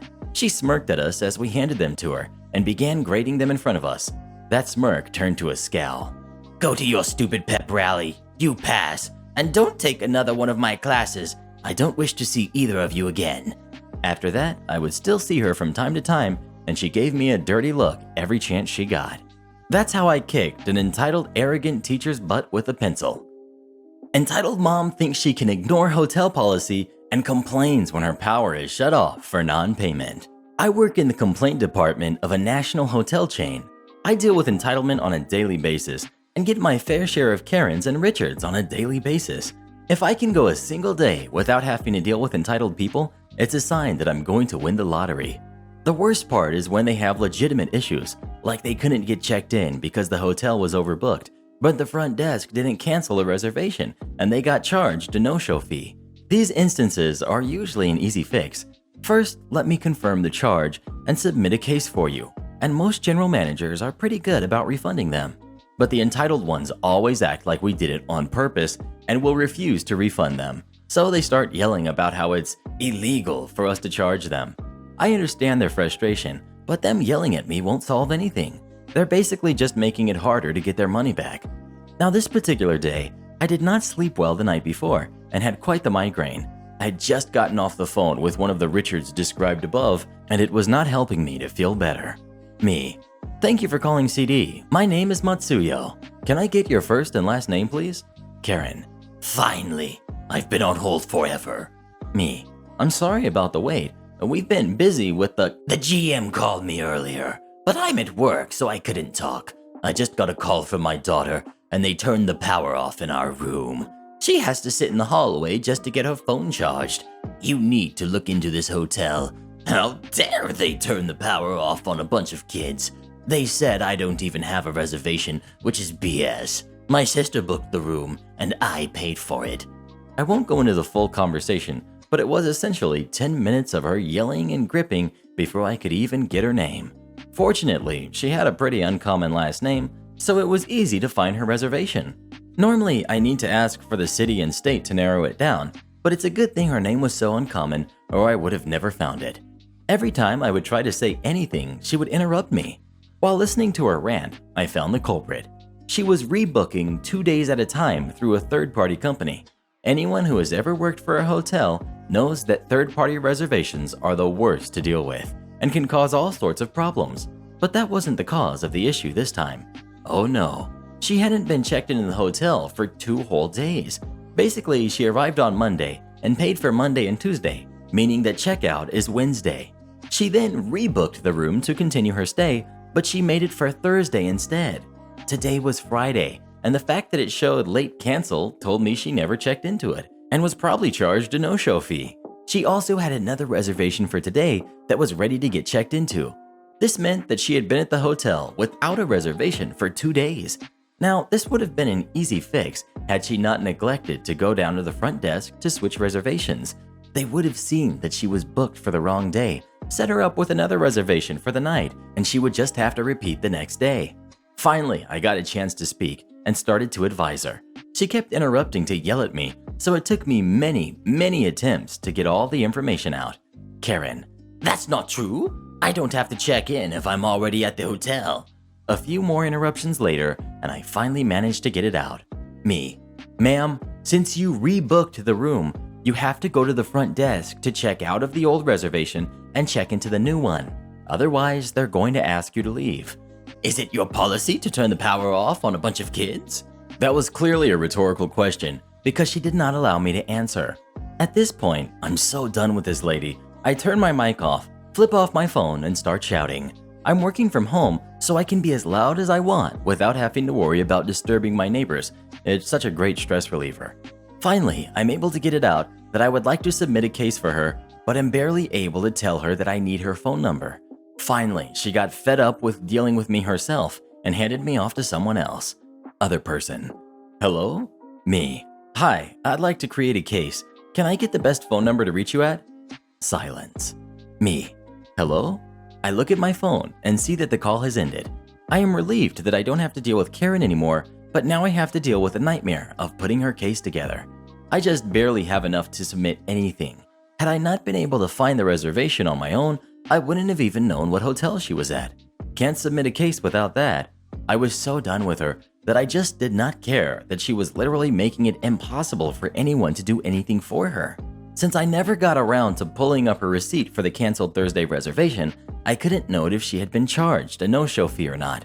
There was a phone number on her reservation, but for all I know, it wasn't even hers, so I couldn't use it without verifying it with her first. After all, I've seen third-party reservations all the time where all the guests' information is replaced by the company's. And to top it all off, I hadn't even been able to advise a callback. We normally advise 1 to 2 days for a callback, which most people are okay with, but I'm sure Karen would have demanded a callback right that minute, and then demanded my supervisor when I told her I couldn't do it. I'm way too tired to deal with this crap. Woman wants to talk to manager that doesn't work for bus company. We've got me, we've got the lady, we've got the site manager, and my manager. A bit of backstory. I work for a security company. The places we patrol are sites that pay the company I work for, and they have 1 or 2 security officers patrol the area and have certain information available at times. I was working at a bus company that drives all around the country while taking people wherever they pay to go. I'm supposed to know when buses depart, when buses arrive, and where the smoking areas are. Other than that, my duties are to patrol the property and make sure no homeless people are sleeping on the property, and to make sure everyone has a ticket, and if they don't, I have to kick them off the property. My shift was from 11 at night till 7 in the morning. Since I'm awake for 17 hours a day, my face becomes less than pleasant, and I get a serious mean look, even though I just don't have the energy to keep a neutral face so early in the morning. Around 3 a.m., a woman waiting for her bus came up to me while I was writing in my daily log. Lady, do you know if the vending machine takes 5s? I learned my lesson with vending machines years ago and have never used the ones on site, so I didn't actually know. Me, no, I'm sorry, but if you ask site manager at the desk, she can tell you. What? You should know this. That's unprofessional. Me, I only know what I need to know. I stopped using vending machines a while back. Lady, what's that supposed to mean? Are you calling me fat? The lady was a little heavy, but I wouldn't say fat. Me, ma'am, I didn't say that. I just don't personally trust. Forget you. And here I thought maybe a millennial would actually have some darn manners. At this point, I stand up and step up as security. Me, ma'am, if you don't calm down, you are going to have to leave the property. You aren't going to lay a finger on me, you little jerk. I won't need to. This is a federal property, so you will be taking it up with the authorities if you don't calm down. I want to see your manager. You want to see my manager? What, are you deaf too? Yes. At this point, site manager, who was in the back doing paperwork, came out from the commotion. Site manager, is there a problem? Lady, I want this man fired at this very moment. He insulted my weight and tried to assault me. One of the passengers that was still awake backed me up and said what was really happening. Site manager, ma'am, I can't fire him. He doesn't work for our bus company. Lady was speechless and confused. Me, ma'am, she isn't my manager. My manager is somewhere in the city right now. Site manager, he's doing his job to this company's standards, so I have no need to notify his manager. I demand you call his manager. Me, fine, no problem. I pull out a radio that stays on site, which we use to report incidents to our managers, big and small. Me, this is OP at our site. Come in, manager. Manager, this is manager, go ahead. Me, we have a lady causing a disturbance and she wants to talk to you because she has a complaint about me. Manager, is she nearby? Me, right in front of me. My manager, ma'am, if you don't settle down, OP is authorized by that company to kick you off the property and you will have to pay a fee to reschedule your ticket. If you refuse to leave, the police will be involved. OP, make sure you write an incident report on this when it's all said and done. He hung up and left the lady baffled. Lady, I won't accept this. Let me talk to him. She reached for the radio and I pulled back. Me, ma'am, this is your last warning. You've been disturbing the other passengers. Everyone was awake now and upset, twisting my words and actions, and then tried taking my company property from my possession. Sit down, shut up, or get the heck out, or you will not get on your bus. Don't! Shut up and get the heck out. Grab your stuff and get off the property before I involve the police. No, please, I need to be on this bus. Then sit down, and I don't want to hear another word from you for the rest of the night. She would have been better off changing bus schedules at that point. The bus driver told me a few days later that every angry person on that bus was jamming music and talking loudly because she was trying to sleep. I was really trying to be patient with her, but I gave her too many chances to calm down, and I had to deal with too many people that wanted to fight me throughout the night to be any more patient with her. Entitled grandmother tried to take my puppy right out of my arms. Never thought I would have something to add to this subreddit. Well, boy, I was wrong. So for a little bit of backstory, a few days ago I had to take my adorable 10-week-old German Shepherd puppy to the vet for her second round of puppy shots. She's super friendly and loves people and was super excited and was giddy the whole time. Afterward, I took her to a nearby park to take her for a walk because she was definitely on the nice list due to her behavior at the vet. My floppy-eared Floof and I were strolling past, making sure to avoid as many people as possible because, you know, sickness. It was then when I had the following encounter. Let's meet the cast. We've got me. We've got Polite Kid. We've got Entitled Grandmother. Floof and I pass Entitled Grandma and Polite Kid on the walking trail. Polite Kid. Aw, cute puppy. Can I please pet it really quick? Me. Oh, sure. I don't see why not. I tell the kid, who looks to be around 10ish, her name, breed, etc. Polite Kid. Okay, thank you. It was nice meeting you, Floof. Please note the dog's name isn't actually Floof. It's Sadie. I continue walking Floof with no problems when 2 seconds later, Excuse me? That is a dangerous breed. He could hurt someone. That's an attack dog, and he tried to bite my grandson. Me. Oh no, ma'am. I'm sorry, but you must be Miss... That dog tried to hurt my grandson. While Floof sits on the ground with her tail wagging at my feet. Floof has then decided that because we were talking, these must be new friends, and takes a step closer and sniffs Entitled Grandma's shoes. Cue the Entitled Grandma letting out a squeal so obnoxious it makes the Wilhelm scream sound like a kid's birthday party. Entitled Grandma. OMG! Me, getting obviously annoyed, picks up dog and walks away. Entitled Grandma. No, you stay right here. Grabs the leash and plants her feet. This lady then proceeds to try and tear the puppy out of my arms, yelling crap about how she's calling animal control to put down this raging beast. Finally, the Polite Kid steps in and tells his grandma to back down and how it's just a puppy who didn't do anything. She begrudgingly lets go with steam coming out of her ears. The Polite Kid mutters under his breath how she always does this, gives me an apologetic look before ushering his grandma away.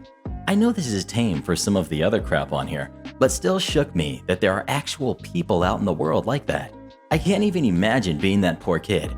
This will probably get buried, but that was my contribution to this subreddit. Entitled Mom harasses me at Disney World. Backstory. My parents took me, male, 10 at the time, to Disney World for my 10th birthday in 2013. I'm also autistic, and it's noticeable. It was especially obvious when I was younger, even more so because I was incredibly excited to be at Disney. Now, when you're at the Disney parks around your birthday, they give you this big old button that says, "It's my birthday," along with a space where the cast member writes your name. I was very proud of my button and proudly wore it over my whole trip. On this particular day, my actual birthday, my parents and I were in the Magic Kingdom. We were around Tomorrowland, just about to enter the Buzz Lightyear Astro Blasters. I was carrying a Stitch plush I had gotten on the first day of the trip, and there's these two little kids around my age at the time, a boy and a girl, Nice Kid 1 and Nice Kid 2, with their mom, Entitled Mom, who noticed my plush. They got their mother's attention saying, "Mommy, Mommy, look, he has a Stitch." Their mother smiled at them and at me, and then she noticed my button and said, "Happy birthday, young man." Nice Kid 1 and Nice Kid 2 also saw it and also happily told me happy birthday. I was excited that they noticed, and I grinned and thanked them as I happily flipped my hands around a bit, something I do when I'm excited. Nice Kid 1 and Nice Kid 2 didn't think anything of it, but Entitled Mom's face scrunched up as if I had just said something I shouldn't be saying. What's wrong with you? Entitled Mom asked rudely. I didn't hear that, but my parents did. My dad asked her what she'd just said. Well, I don't want him doing that around my kids, Entitled Mom said, disgusted. He did nothing wrong, my dad said. I do not want my kids catching that and acting like him, entitled mom spat. Me and Nice Kid 1 and Nice Kid 2 were not paying attention to this at all. We were too busy happily discussing Stitch. I was having an awesome time talking with my two new friends when entitled mom grabbed their hands and rushed them into the queue for Buzz Lightyear before we could get there. We deserve to go first after what your kid just did, entitled mom smugly stated. However, when you're autistic at Disney, you get a special pass to skip queues. So of course, we walk right on past entitled mom towards the fast pass queue attendant, who directs us on what to do. She's throwing a fit about us cutting the line as my dad presents the pass to the attendant, and entitled mom totally shuts up seeing the actual pass. This was before it was all digital. Talk about justice. The funny part is that if she had bothered to look at the other pins on my backpack, she'd have known from the get-go that I was autistic, as I have a couple buttons on there in case I get separated from my parents. Also, at this time, I thought entitled mom was just mad we skipped the line. I had no idea she was all ableist beforehand. Again, me and Nice Kid 1 and 2 were having a nice, happy kid conversation, so this didn't ruin my day at all. Side note, a lot of the park guests and cast members saw my button and I flapped my hands every time. Sure, I got a few raised eyebrows, but nobody said anything, especially not as blatantly rude as entitled mom. Even the characters went out of their way to show their excitement. This was an awesome trip. I hope Nice Kid 1 and Nice Kid 2 are doing well, and I still sleep with that Stitch plush every night. Speaking of Disney World, where would you rather go? Disney World or Universal Studios? Please let me know. Coworker says the way I dress makes her self-conscious. I am an essential worker. I work in a factory and I wear a uniform, but I still come in dressed how I normally dress. I love to wear skirts and decorative tights under my ripped jeans, bodysuits, crop tops, etc. I'm also pretty slim and petite. So one of my coworkers is the same age as me, 20, and she's a bit on the curvier side. She always comes in sweatpants and baggy sweaters. I've seen her outside of work before, and she does put effort in her appearance when she wants to. One day, we were changing back into our normal clothes when I caught her staring at me. I asked her if everything was okay, and she just shrugged and walked out without saying anything. So I ordered this cute yellow plaid skirt, and I decided to wear it to work. Walking in, I saw my coworker sitting in the break room talking to some other people. I go over to the table I usually sit at and start chatting with some coworkers while I put my stuff in its place. One of the guys is this man in his 40s with a daughter close to my age. He said that he liked my skirt and might get one for his kid. This caught her attention, and she asked why he would allow his daughter to dress like this. This made people stop and stare at her. When she realized what she said, she just got up and walked out of the break room into the locker room. Upset, I followed her in and just saw her changing into her uniform. I asked her, why would you say something like that? And all she said is, I have no reason to explain myself to you. I told her, considering you were talking about me, I think you do. She huffed and said that I'm obviously trying to get people to look at me and expect that every girl has to dress like this, that I was begging for attention and how I made her self-conscious.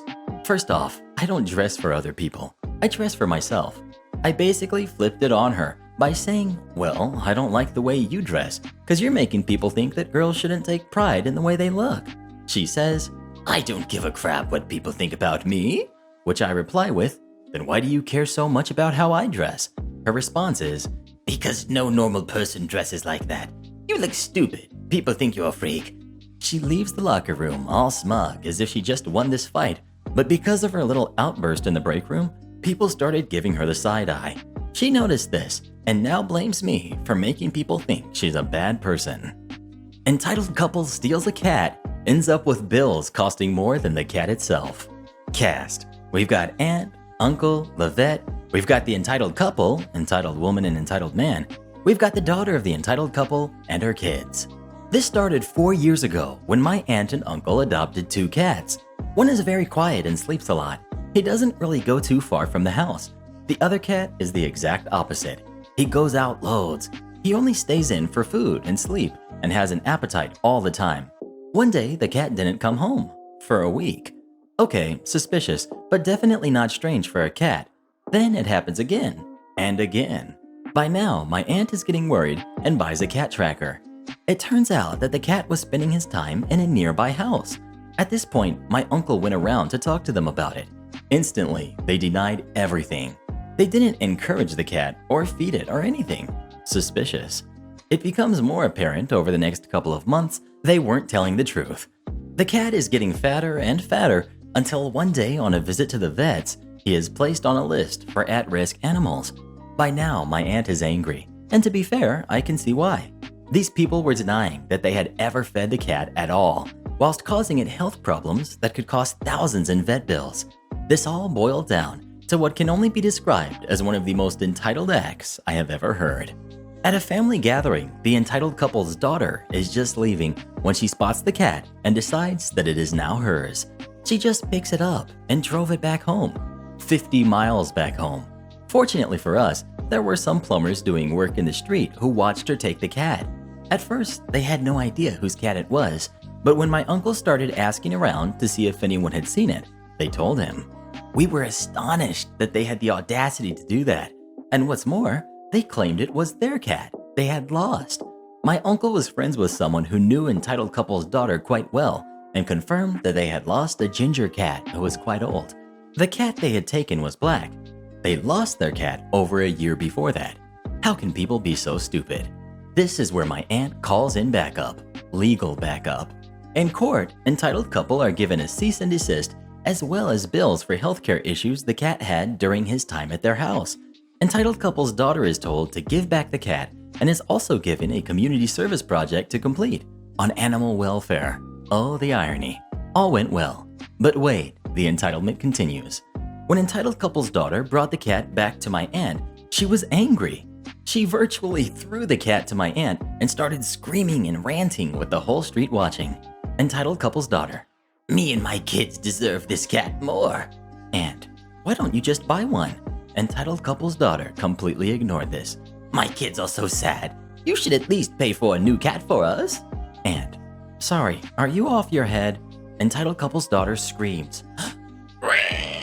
My aunt. Please leave. Entitled couple's daughter screams more. Then as entitled couple's daughter drives away, she gives my aunt a very mean gesture and my aunt just gives her a friendly wave. Your kid never answered my kid's phone calls. Give me his phone now. Background. My entire school district has been shut down because of what's going on, which means no sports. This kid on my baseball team has wanted to be my friend for about a year now, but he's what you would call the kid who eats paste in the back of the room. Therefore, many people have had the wrong idea about him. This happened about 3 days ago. On to the story. We've got me, we've got entitled dad, entitled kid, entitled mom, we've got my father and my mother. My family has always been good friends with entitled kid's parents ever since entitled kid and I were in 4th grade. Entitled kid's parents made me give him my phone number so we can get to become good buddies. Weird, but okay. One day, entitled kid called me on my phone, but I never answered it. He called about 7 more times, but to no answer on my side. Then I hear dad's phone ring. This is how it went down. Dad. Hello? Entitled dad. Hello. This is entitled dad calling you about your son. OP. He has never answered my sweet angel's calls. Dad. Okay, so? OP has been asleep for a while now. He knows how annoying entitled kid is to me, so he's trying to back me up. Entitled dad. Okay, that isn't an excuse to not answer entitled kid's phone calls. Dad. His phone is set on silent so he doesn't get woken up at night. Entitled dad. Oh, is that so? Yes, that is correct. Well, if OP isn't going to use his phone properly, then I think my kid should have it. Dad. What? Entitled dad. Yes, you heard me. Entitled kid has been such a good kid, and he deserves a new phone.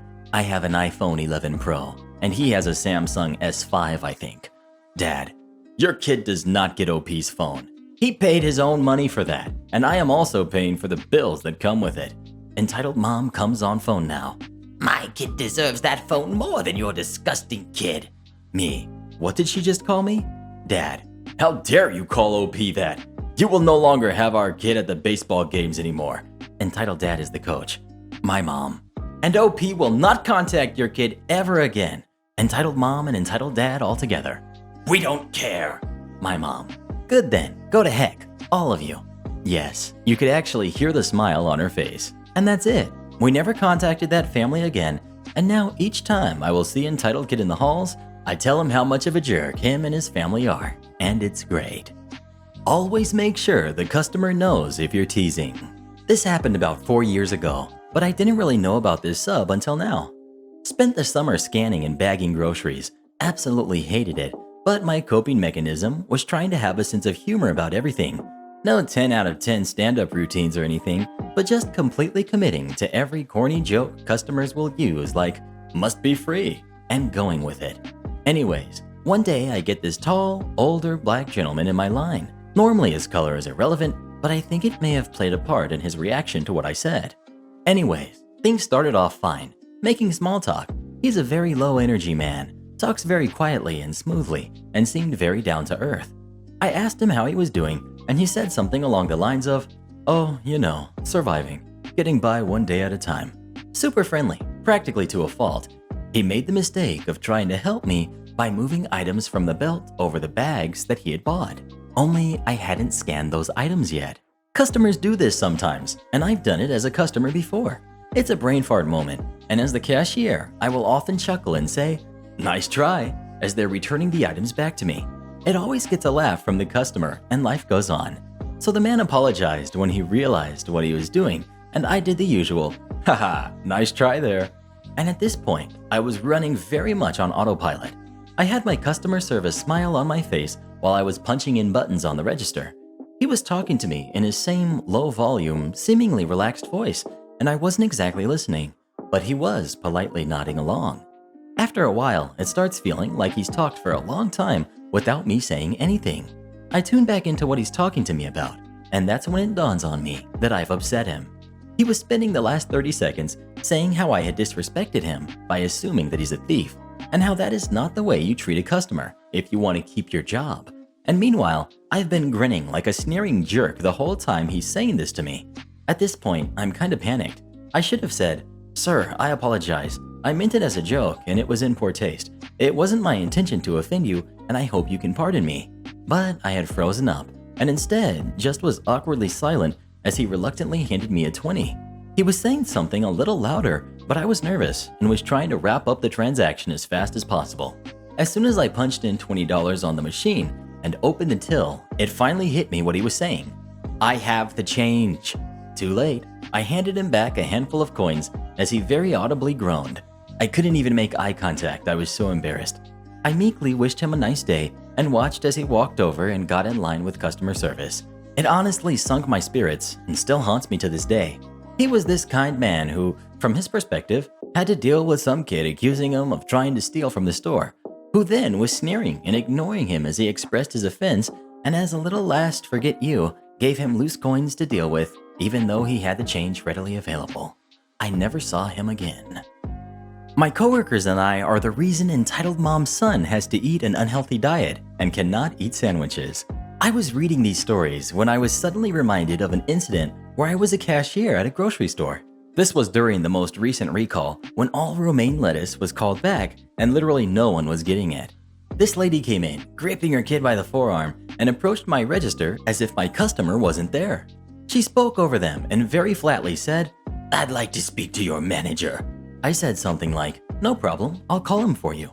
I called the manager and continued to help my line of customers check out. When there was no one left, I was just kind of sitting there, twiddling my thumbs. Then I heard a loud and frustrated voice say, "I just don't understand the problem." I looked over and realized it was the lady talking to my manager. He looked genuinely confused. "Ma'am, no one is selling romaine right now because—" Yes, I know. That is why. I want the number to your distributor. It clicked for me. Does this woman think that we're the ones refusing to sell lettuce? He said, "Ma'am, I can't help you with that. I don't know what to say." She looked him dead in the eye, and with 100% conviction, she said, That's fine. Your owner will hear from me. My manager just said, "Okay, ma'am, is there anything else I can help you with?" She just looked him up and down really quick and walked away. I heard from the produce people during closing that she had asked them if they kept any in their bag. According to them, we were ruining her and her kids' health by not letting them get their daily intake of vegetables. The guy told her that we had full stock of plenty other vegetables when she said, Well, what else am I supposed to put on my sandwiches? Then she complained to them about how she won't be able to feed her son sandwiches until she can get romaine lettuce. Then the deli manager from the deli department heard us talking and asked if we were talking about the woman who was literally dragging her kid by the arm. She told us about how lettuce lady stood at the counter and talked everyone's ear off.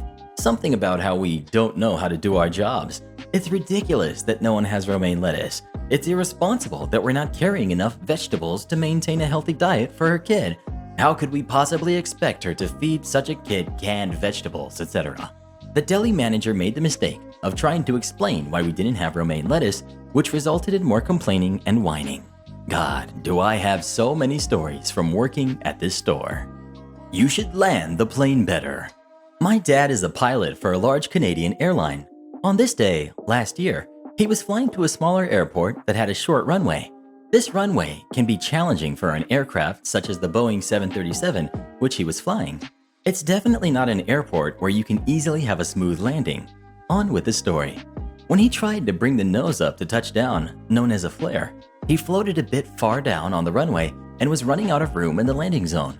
He decided instead of going around, he landed, rather firmly putting it on the ground. Fast forward to parking. My dad and his captain were shutting down the aircraft when a Karen who was disembarking asked the flight attendant if she could have a word with the pilot. She was let in with her son, who looked to be around 7. The kid was fairly nice and asking questions like what the yoke, control stick, was for, and all the levers and buttons, until Karen blurted out, "How did you even pass flight school?" Then the dialogue goes as follows. We've got Karen, we've got the nice kid, and we've got my dad. Dad, what do you mean, ma'am? Don't you know how to land a plane properly? That was way too hard, and my son could have done better. Dad, the runway is fairly short at this airport, and I didn't want to make anyone late by going around, so he gets cut off. Don't put me and my son's lives at risk by being stupid. As if there aren't a whole 180 other people on the plane. Dad, ma'am, are we all alive? Yeah. Are you injured? My kid is probably forever scarred from this experience. Doesn't seem like it. Are you okay, bud? Yeah, I love airplanes. See, he's fine. Now you guys have a nice day. I have work to do. Okay, let's go, mommy. The Karen just blankly stared at my dad until nice kid was off the plane. She followed, but didn't leave without a word. If you're my pilot again, I'll make you let my son fly. My dad and his captain both chuckled after that. Neighbor's backyard is filled with beehives, and bees are now in my yard. What can I do? My neighbor has a shed in her backyard, and I noticed that a few bees were beginning to gather on the roof of her shed. So I told her about it, and she said, "Yeah, we'll handle it." A couple of days went by, and I noticed that more and more bees began to bundle up. But I didn't worry too much, as she said that they would handle it. Well, a week has gone by, and she has yet to do anything about it. Their backyard shed is covered with bees now, and they're spreading into my backyard. I have 3 dogs who have now all been stung by them, and now I can't even let them out to the backyard without worrying about them getting stung again. I once again told my neighbor about what just happened, and her response was, "Oh well, we did our best to get rid of them." So she is aware of the issue, but she just doesn't care since the part of her shed that's infested with bees faces my side of the gate, which unfortunately I'm stuck to deal with the bees more so than they are. I'm worried about my yard getting more infested with bees, but especially more worried about the safety of my dogs. I don't know what to do or if I can call some sort of authority to come deal with this. I'm in California if that helps. Update: I got in contact with a beekeeper and they said they would be glad to help. But since it's not on my property, I would need to get consent from the neighbors in order for the beekeeper to collect the bees. So when I told my neighbor, she rejected my resolution and said that they will handle it. Later on that day, I overheard my neighbor's daughter crying, saying that she got stung by a bee, and so did their dog. The situation can be easily handled, but my neighbor is so stubborn that there's not much I can do anymore. If these are honeybees, contact a local beekeeper. Beekeeper guilds usually have an 800 number for bee swarms. Call them up and ask for help. Somebody should be able to visit and convince the swarm to go with them. If they are not honeybees, then you have another problem. You might need to call vector control or an exterminator, but start with a beekeeper. Am I the jerk for wanting to divorce my wife because she wants to keep in touch with her ex? I, 30 male, am married to my wife who's 29, and we've had issues where she wants to keep checking on her exes to see if they're okay. I have expressed to her that I don't think this is healthy and it bothers me a lot. She promised me that she would stop and even blocked everyone, and we continued with our lives. Recently, while I was traveling, I found out that she was trying to get in touch with her ex. She claimed she just wanted to check in and see how he's doing. All of this happened behind my back, and if I hadn't found out about it and confronted her, she probably would have brushed it off. I feel lost. To me, this is cheating. I don't trust her anymore, and I'm considering divorce. This situation is not healthy for our relationship, and I have expressed several times how her actions affect me. We have 2 kids together, and I'm tired of constantly worrying about her reaching out to her exes.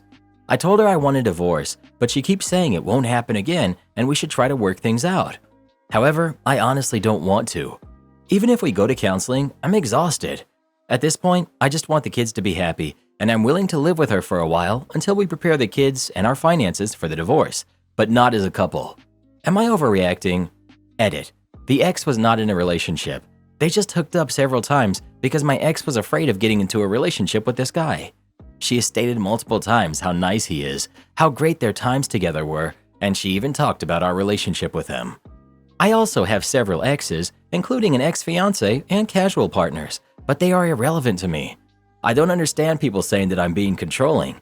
We have 2 kids who require a lot of care. How do you find time to look into these things? I took the kids with me so she could rest up. I just don't get it. Edit 2. Firstly, I completely disagree that I'm controlling. I expressed how I felt, and she willingly said that she would block them. I will never disregard my feelings. Prioritizing my own well-being and emotional health is important to me right now. The kids are definitely mine. I don't care about the financial part, as money is not an issue. If she wants child support, alimony, whatever, she can have it. I care about my mental health and being well for my kids. She's making her choices, and she's free to do so. But I don't want to be part of this. I've enjoyed my life quite a bit. I have no time for these games. Update. We've had an open conversation without judgment with a lot of understanding. It turns out she's been hiding a lot more than I realized. She's definitely been unfaithful, as she admitted it. Anyway, I feel a mix of sadness and relief now that she's finally come clean. I'll eventually file for divorce and let her go once everything is sorted out. Thank you for your advice. I really appreciate it. And to those who labeled me as jealous or controlling, well, reality can be quite different from what you assume. Not the jerk. She lied to your face, broke her promise, all in pursuit of doing something most would consider cheating, or at least wildly inappropriate. Intended or not, the optics and implications of unblocking and reaching back out to her exes when you're away are crystal clear. I also have no doubt that if you pushed this very valid concern, she'd turn around and vilify you as controlling or mistreating her. No amount of therapy can win back the trust when she went out of her way to deliberately and methodically do things behind your back. Not the jerk. If your wife lied to you about this, what else might she be lying about? You need to understand that she has an insatiable desire for attention. From you, from her exes, from her coworkers, it never ends. If you're at the point of considering divorce, get your ducks in a row and do it. Having kids makes it more difficult, but sometimes it just is what it is. Am I the jerk for cutting off my friends after they made fun of my boyfriend? So I had 3 guy friends. They're not my only friends, but we were pretty close, and I've hooked up with all of them. This stopped years ago. In fact, 2 of them are in long-term relationships with 2 of my best friends, and they are aware of our history. Now, my boyfriend and I have been together for about a year, and it's been the best relationship I've had. He's also aware of my history with my friends. I've assured him that this is in the past, and I have no attraction to them now at all, and that he's all I need. I actually asked my friends to never talk about this ever. However, the other night we were all hanging out, and I headed out with a friend to get some stuff. When we got back, my boyfriend's mood was much different. He played it off, but I could tell something was bothering him. When we got back to my place, I pressed the issue, and he says my guy friends kept making jokes about how they had been with me before he came into the picture. I was furious and confronted my friends. They kept saying that they were trying to man up my boyfriend since I told them that he felt insecure about them. My boyfriend kept trying to save face, saying things like, the past is in the past, but I can tell that he's feeling down. I decided to cut off my friends because not only did they disrespect my boyfriend, but also me by calling me names. My 2 best friends keep saying that it's not a big deal and that me and my boyfriend are overreacting. How can I make this up to my boyfriend? Not the jerk for cutting off the 3 guy friends. If your other 2 friends continue to make you feel in the wrong, I'd cut ties with them too. You're the jerk for telling any of them your boyfriend was insecure about your past. OP. I was trying to help. I've heard stories about a girl's past being exposed because their friends let it slip. I didn't want that to happen. I really thought my guy friends would understand. These are not great friends. I think you're correct in cutting them off. They show a distinct lack of empathy and emotional intelligence. Apologize to your boyfriend for sharing his insecurities. Unless he specifically said that it was okay, these were likely told to you in confidence and you broke that confidence. You're going to have to earn back his trust. I don't know the best way to do that, but it sounds like the two of you need to have a conversation. OP. He never said that it was okay. Looking back, I realized that I really messed up. If your boyfriend dumps you, and he might, you need to realize two things. He's young, inexperienced, and this was painful for him. It's not him being insecure, it's trusting crappy people that hurt him. Second, if he leaves, that's not a green light to go back to business as usual with the friend group. They behaved like cruel kids. That's stuff that you don't look past. OP. I will never touch them again, even if my boyfriend breaks up with me. Update. My boyfriend has finally opened up. He said he's glad I cut off my friends and that he wasn't going to ask me to do it, but if I hadn't, he would have left. He said he doesn't want to break up over this, as it wasn't something wrong I did. He gets that most people have a past and that I didn't even know him back then. He said it just became too real when my ex-friends opened their mouth. He also is mad at me because I told him his insecurities, something that I know was a horrible mistake. I apologized profusely and promised that it would never happen again. He also says he feels inadequate and inferior. He said, "How the heck am I supposed to compare? I'm just one guy." I assured him that he's way better than them and that he's all I want from now on. We kept talking for a while and eventually we hugged it out. He also says that he doesn't want to hang out with any other of my former partners. He says he won't freak out or anything if we run into one at like a party or something, but he won't hang out with them, which is more than fair after what happened. One of my best friends reached out and apologized for what she said. She thought my former friends just mentioned our history and my boyfriend got all insecure, but didn't realize just how horrible they were. She said she broke up with him already, and I haven't heard from the other friend. Update 2. Boyfriend and I seem to be back on track now. He's back to his old self and has been very loving and sweet.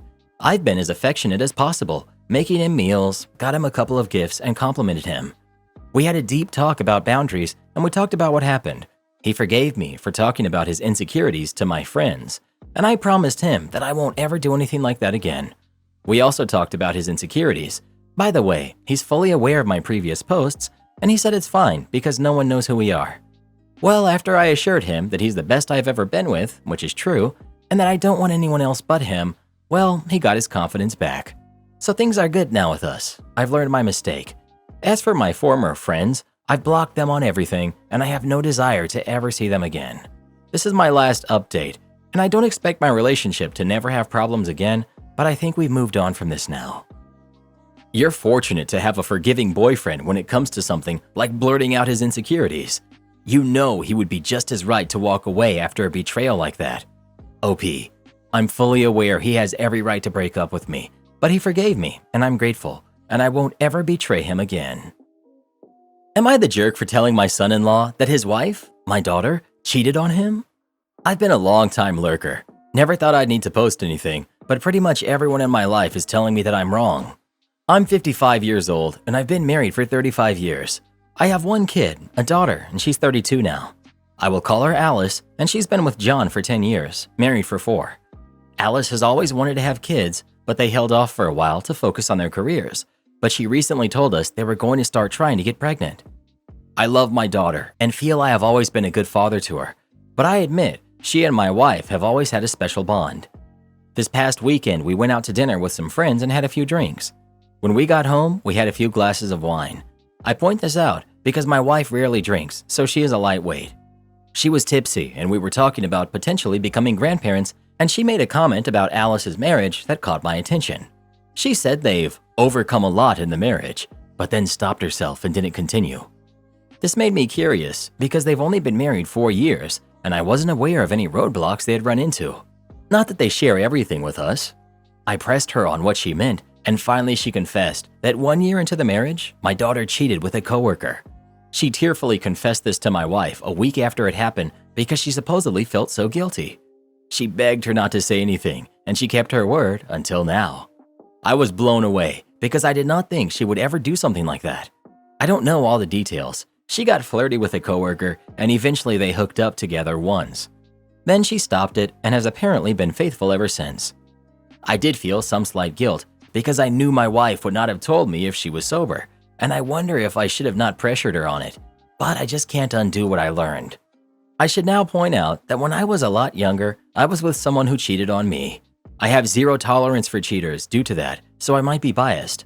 John is also like a son to me and my wife. She did ask me not to say anything, and this confused me. When she had said they had overcome a lot, and I found out what happened, I had assumed John eventually found out and they worked through it. But no, all she meant was that Alice grew as a person and became a better wife. I didn't push her any further. I let her go to bed. I had not drank as much. I stayed up all night thinking. I decided then and there that either my daughter would have to confess or I would tell John. Not only do I think he has a right to know, but I would never be able to interact with him again in a normal manner knowing this secret. I do love my daughter, and I also worry about the potential fallout because she's trying to get pregnant, and what if John finds out after the child is born? I feel like he has a right to know. I would not keep it a secret if I found out John cheated on her. The next day was Sunday, and I knew I needed to talk to my daughter. My wife was against this, but I did end up having her come over the next day. It did not go well. First, she blew up at her mother for telling me. Then she yelled at me when I told her either she confesses or I'm telling John. She said it was none of my business, etc. I disagreed. John is part of the family. She said I would destroy her life if I did this. She'd hate me, etc. She stormed out. Well, I did end up telling John, and the fallout has been tremendous. John packed his bags and left the home the next day and is apparently refusing to try counseling and intends to pursue divorce. Everyone hates me. My daughter hates me. My wife is also not on my side. All our family members said that I overstepped. I've spoken to some of my friends, and they said I blew up my relationship with my daughter over this. The only one showing me any kindness is John, who thanked me for telling him.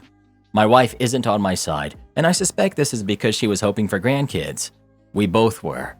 I just feel like I didn't blow up their relationship. Alice is the one who cheated and lied. I love her to death, and now I wonder if I made the right choice. Should I have just kept this to myself? I've always been friendly with John, and we have dinner with them at least once a month, not including holidays or birthdays. I know I could not interact normally around him, and so what should I have done? Ban them both from my home without explanation? Never go to their house again? And if they have kids, my wife will definitely want us over there more often, so I don't think I could hide this. I suck at poker, I just can't fake it. So should I have kept quiet? And I guess also, am I wrong for being upset that my wife isn't on my side? Morally, you did the right thing.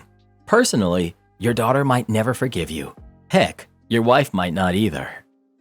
I feel like it would have come out at some time. Her office coworkers probably know as well. It's a good thing they don't have any kids yet.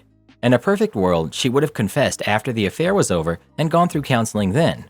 Hearing it from a family member 3 years later must have been humiliating. If I was John, I'd want to know. It was the right thing, even if you're going to suffer a lot for it. Not the jerk. If John cheated on Alice and you knew, would Alice want you to tell her?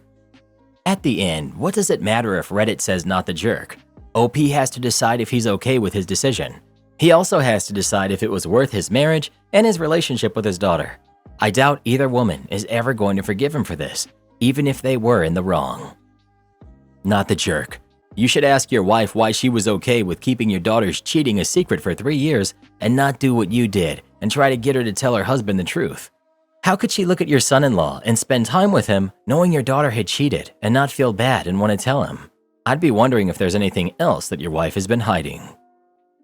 You're the jerk big time. I don't know why Reddit seems to love parents that overstep boundaries when it comes to their kids' relationships for some reason. But you had absolutely no right to share that information after your wife told it to you in a moment of vulnerability. Your daughter and her husband are adults, for goodness sake. Let her live her life without your interference. I personally would be limiting or cutting contact with you over ruining my marriage. Found another cheater. Don't want to be exposed as a cheater? Then don't cheat. Pretty simple. You're deranged. His daughter had a lapse in judgment and appeared genuinely remorseful. Nothing productive came out of him doing this except he's destroyed his relationship with his daughter and damaged his relationship with his wife. Very low emotional intelligence move. Well, who do you think is the jerk? OP or his daughter? Please let us know. All I know is if I were John, I would have eternal gratitude for my father-in-law telling me the truth about this. Am I the jerk for excluding my step-grandkids from a tradition? I'll give some background. I'm a pretty young grandmother. My daughter Jenny has 2 kids who are 9 and 13. My daughter remarried to a man that has his own kids, so I have step-grandkids who are 11 and 10. So a total of 4 kids in this story. I will refer to them as biological and step-grandkids to make it as clear as possible. The bio and step-grandkids don't get along well. Watching from the outside, it's very easy to see that the 2 parents are pushing them together. I've heard so many complaints and informed the parents that forced bonding won't help them. They didn't take my advice, and overall, all of the kids have to do everything basically together. I've been teaching my biological grandkids how to sew for a while. Every year, we've been making a blanket for over a few months. The 2 kids love it, and I enjoy the tradition. I informed the biological kids we will start soon on the next project. They seemed excited. I got a call from my daughter asking me to include the step-grandkids. The biological grandkids were talking about the blanket, and it made the other grandkids upset that they weren't invited. So now my daughter called me to include them. I told her no, that this is just something I do with my biological grandkids. We've done this for years, and I'm not changing it. I also informed her that forcing them into the tradition will not help the kids. They already dislike their step-siblings. She called me a jerk, and according to my other daughter, it's caused issues in her family. Edit. They've been married for less than a year. They have their own grandparents that they don't live close to. I've invited them to join when the biological grandkids come over. I've only seen them on holidays. I don't even know if they want a relationship with me. If they're interested in sewing, I would be willing to teach them, but again, I'm unsure if they are. No jerks here. Grandma is doing her best to maintain traditions and to protect the biological grandkids from feeling like nothing will ever be just theirs ever again. I totally get it. Mom is trying to create shared positive experiences, hoping that it brings people together. She doesn't want any kids under her roof to feel like second-class family members. On the flip side, both are pushing the boundaries of ideal behavior by ignoring the valid concerns of others in this situation. None of you are the jerks, but if you want something approaching a solution, do a small project with all 4 kids and continue the larger one with the more experienced sewers separately. I think Mom is the jerk because she's trying to mix water and oil and it's clearly not working and just causing more resentment between the kids the more her and her husband try to push them together. Don't rip off my elderly parents. Back in 2004, I came home from college to find my parents' driveway ripped up and unusable. My mom was in tears because the contractor had just informed her that the price of the project had gone up to double the original quote, gave no reason to why it would now cost double. My parents were teachers in a crappy city in a poor state, so they didn't make a lot of money. It was through careful investments and savings that they moved to upper middle class. My parents lived in a nice neighborhood in this crappy city and worked hard their whole lives and took pride in their home. It wasn't an extravagant house by any means. It was a tri-level 70s Brady Bunch house in a city of 1-story adobe houses. Never renovated, but well built and well maintained the 30 years they lived there. Contractors would often assume my parents were rich and try to squeeze them for money. So this is something we unfortunately have been dealing with my entire life. When this all happened, they were retired and on a fixed income, so projects like this were thought out and prepared for carefully. My mom was beside herself with stress about the whole situation, but managed to keep it from me when I called every Sunday. So imagine how mad I was to learn about the situation. This particular contractor went out of his way to make the driveway a disaster area, and my 70-year-old parents with mobility issues had literally been prisoners in their home for 2 weeks, unable to get through a construction zone. The contractor had stopped all work until the full payment was made. My parents had already paid half of the first quote. They had drug out a straightforward job by only having 1 or 2 workers show up whenever they felt like it, work an hour, and then leave. I had no idea while I was at school that this project had been going on for over a month. That semester at school, I had taken a legal class for my area of study and had just written a paper on contract law. Within an hour of me getting home, I had the contractor on the phone. To this day, I don't know what came over me. It's like I was possessed by the ghost of a prosecuting legal shark. I insinuated, but never specifically said that I was their lawyer. I threw out legal terms and accused them of being in breach of their bid and a legally binding contract which, fortunately, had some language meant to cover themselves. Pointed to all the areas where they had violated their agreement and the obvious intentions to do over my parents. I had the contractor stuttering and stammering and promising to make the job a priority. When I got off the phone, both my parents were staring at me in shock and made the statement I made earlier, like I was possessed. Victory was won when the next morning at 6 a.m., a full crew of at least 5 guys plus the contractor came out and finished the job in 3 hours. Contractor never asked for the revised price and not even the second half of the first price. He just did the job and left. Didn't leave an invoice or an address to send payment to. Of course, Mom being Mom tried to get in touch with him to make the second half of the payment, and he got so freaked out that she was going to sue him that he dropped off a check for $1,000 from accounting errors and apologized profusely. Plus, he left all the extra supplies that he had overpurchased and had billed my parents for. It was enough that the following year, when my father had to go from walker to wheelchair, we had enough concrete and supplies to build a ramp. Wow, that felt good. And one thing I could do for my parents after a lifetime of them sacrificing for me made my whole college education worth it to me. Moral of this story, don't mess with the elderly. And give a daughter an education and she'll defend you from the wolves. Am I the jerk for not marrying my girlfriend earlier? Me, 27 male, and my girlfriend, 27 female, have been together for nearly 11 years, since we were 16. When we were teenagers, we never really discussed marriage. Her parents married in their early 20s, whereas my parents married in their early 30s. So we both had different upbringings when it comes to the right age to tie the knot. I always envisioned us getting married in our late 20s, once we finished university, bought a house, etc. However, I know she wanted to be married in her mid-20s, similar to her parents. When we were 23, her dad was diagnosed with multiple sclerosis, which devastated my girlfriend's family. The night she found out, I came over to her house, where she bawled with me for hours and cried, "He won't be able to walk me down the aisle now." I reassured her that her dad would be at our wedding and everything would be okay. For 2 years, it was okay, until it wasn't. When we were 25, I planned to propose to her at the end of 2023, when I finished my master's. However, in July, her dad passed unexpectedly from pneumonia. This was an extremely hard time for my girlfriend, as she was so close to her dad. My girlfriend is the youngest of 3 boys, and she's the only daughter. A few months after the funeral, the topic of marriage popped up, where she stated, "I never want to get married now. If dad can't be there, I see no point." I reassured her, saying that we can pay respects to her dad at the wedding, but she refused. So every couple of months until now, I've asked her wedding-related questions like, "How many bridesmaids would you have?" But she just doesn't seem interested. I sat her down last night and talked about our timeline for our future and whether marriage was going to be something on the cards for us, and she replied that, "We had our chance to get married and it's too late now." I know she's still hurting and grieving her dad, but I feel like she resents me for not marrying her earlier. She's assured me that she still wants to be with me, but she doesn't want to have a wedding now. She needs to grieve her dad and also the version of the wedding she imagined with him. It sounds like some important conversations should have been had earlier. Her wedding is never going to be what she imagined. She's waited for you to be ready. Now you can wait for her to be ready. OP. Yeah, I understand. I waited because I wanted to save money and finish my degree. I couldn't devote my full attention to a wedding while I was studying. I waited not because I didn't love her or because I didn't want to marry her. I just wanted to finish a chapter in my life, university, before I started a new one. And she can't while she's grieving her dad. You needed time, she needs time now. Neither one because you don't love each other, but very valid reasons nonetheless. She gave you the time, now it's your turn. So at 23, your future father-in-law was diagnosed with MS. You made a promise to her that her dad would walk her down the aisle. At 25, his health starts taking a downward turn.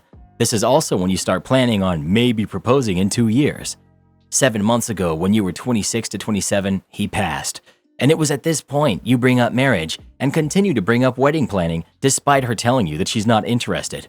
No one's saying you should rush into a marriage, but you knew you wanted to marry her. It was your own time frame and changing goalposts that were holding you back.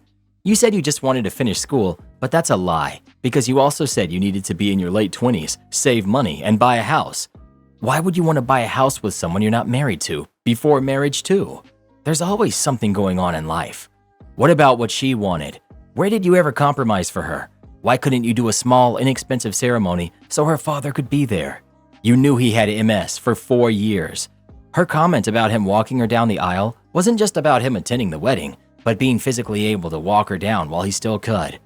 How on earth do you think you're not the jerk for this? Let her grieve. Goodness gracious.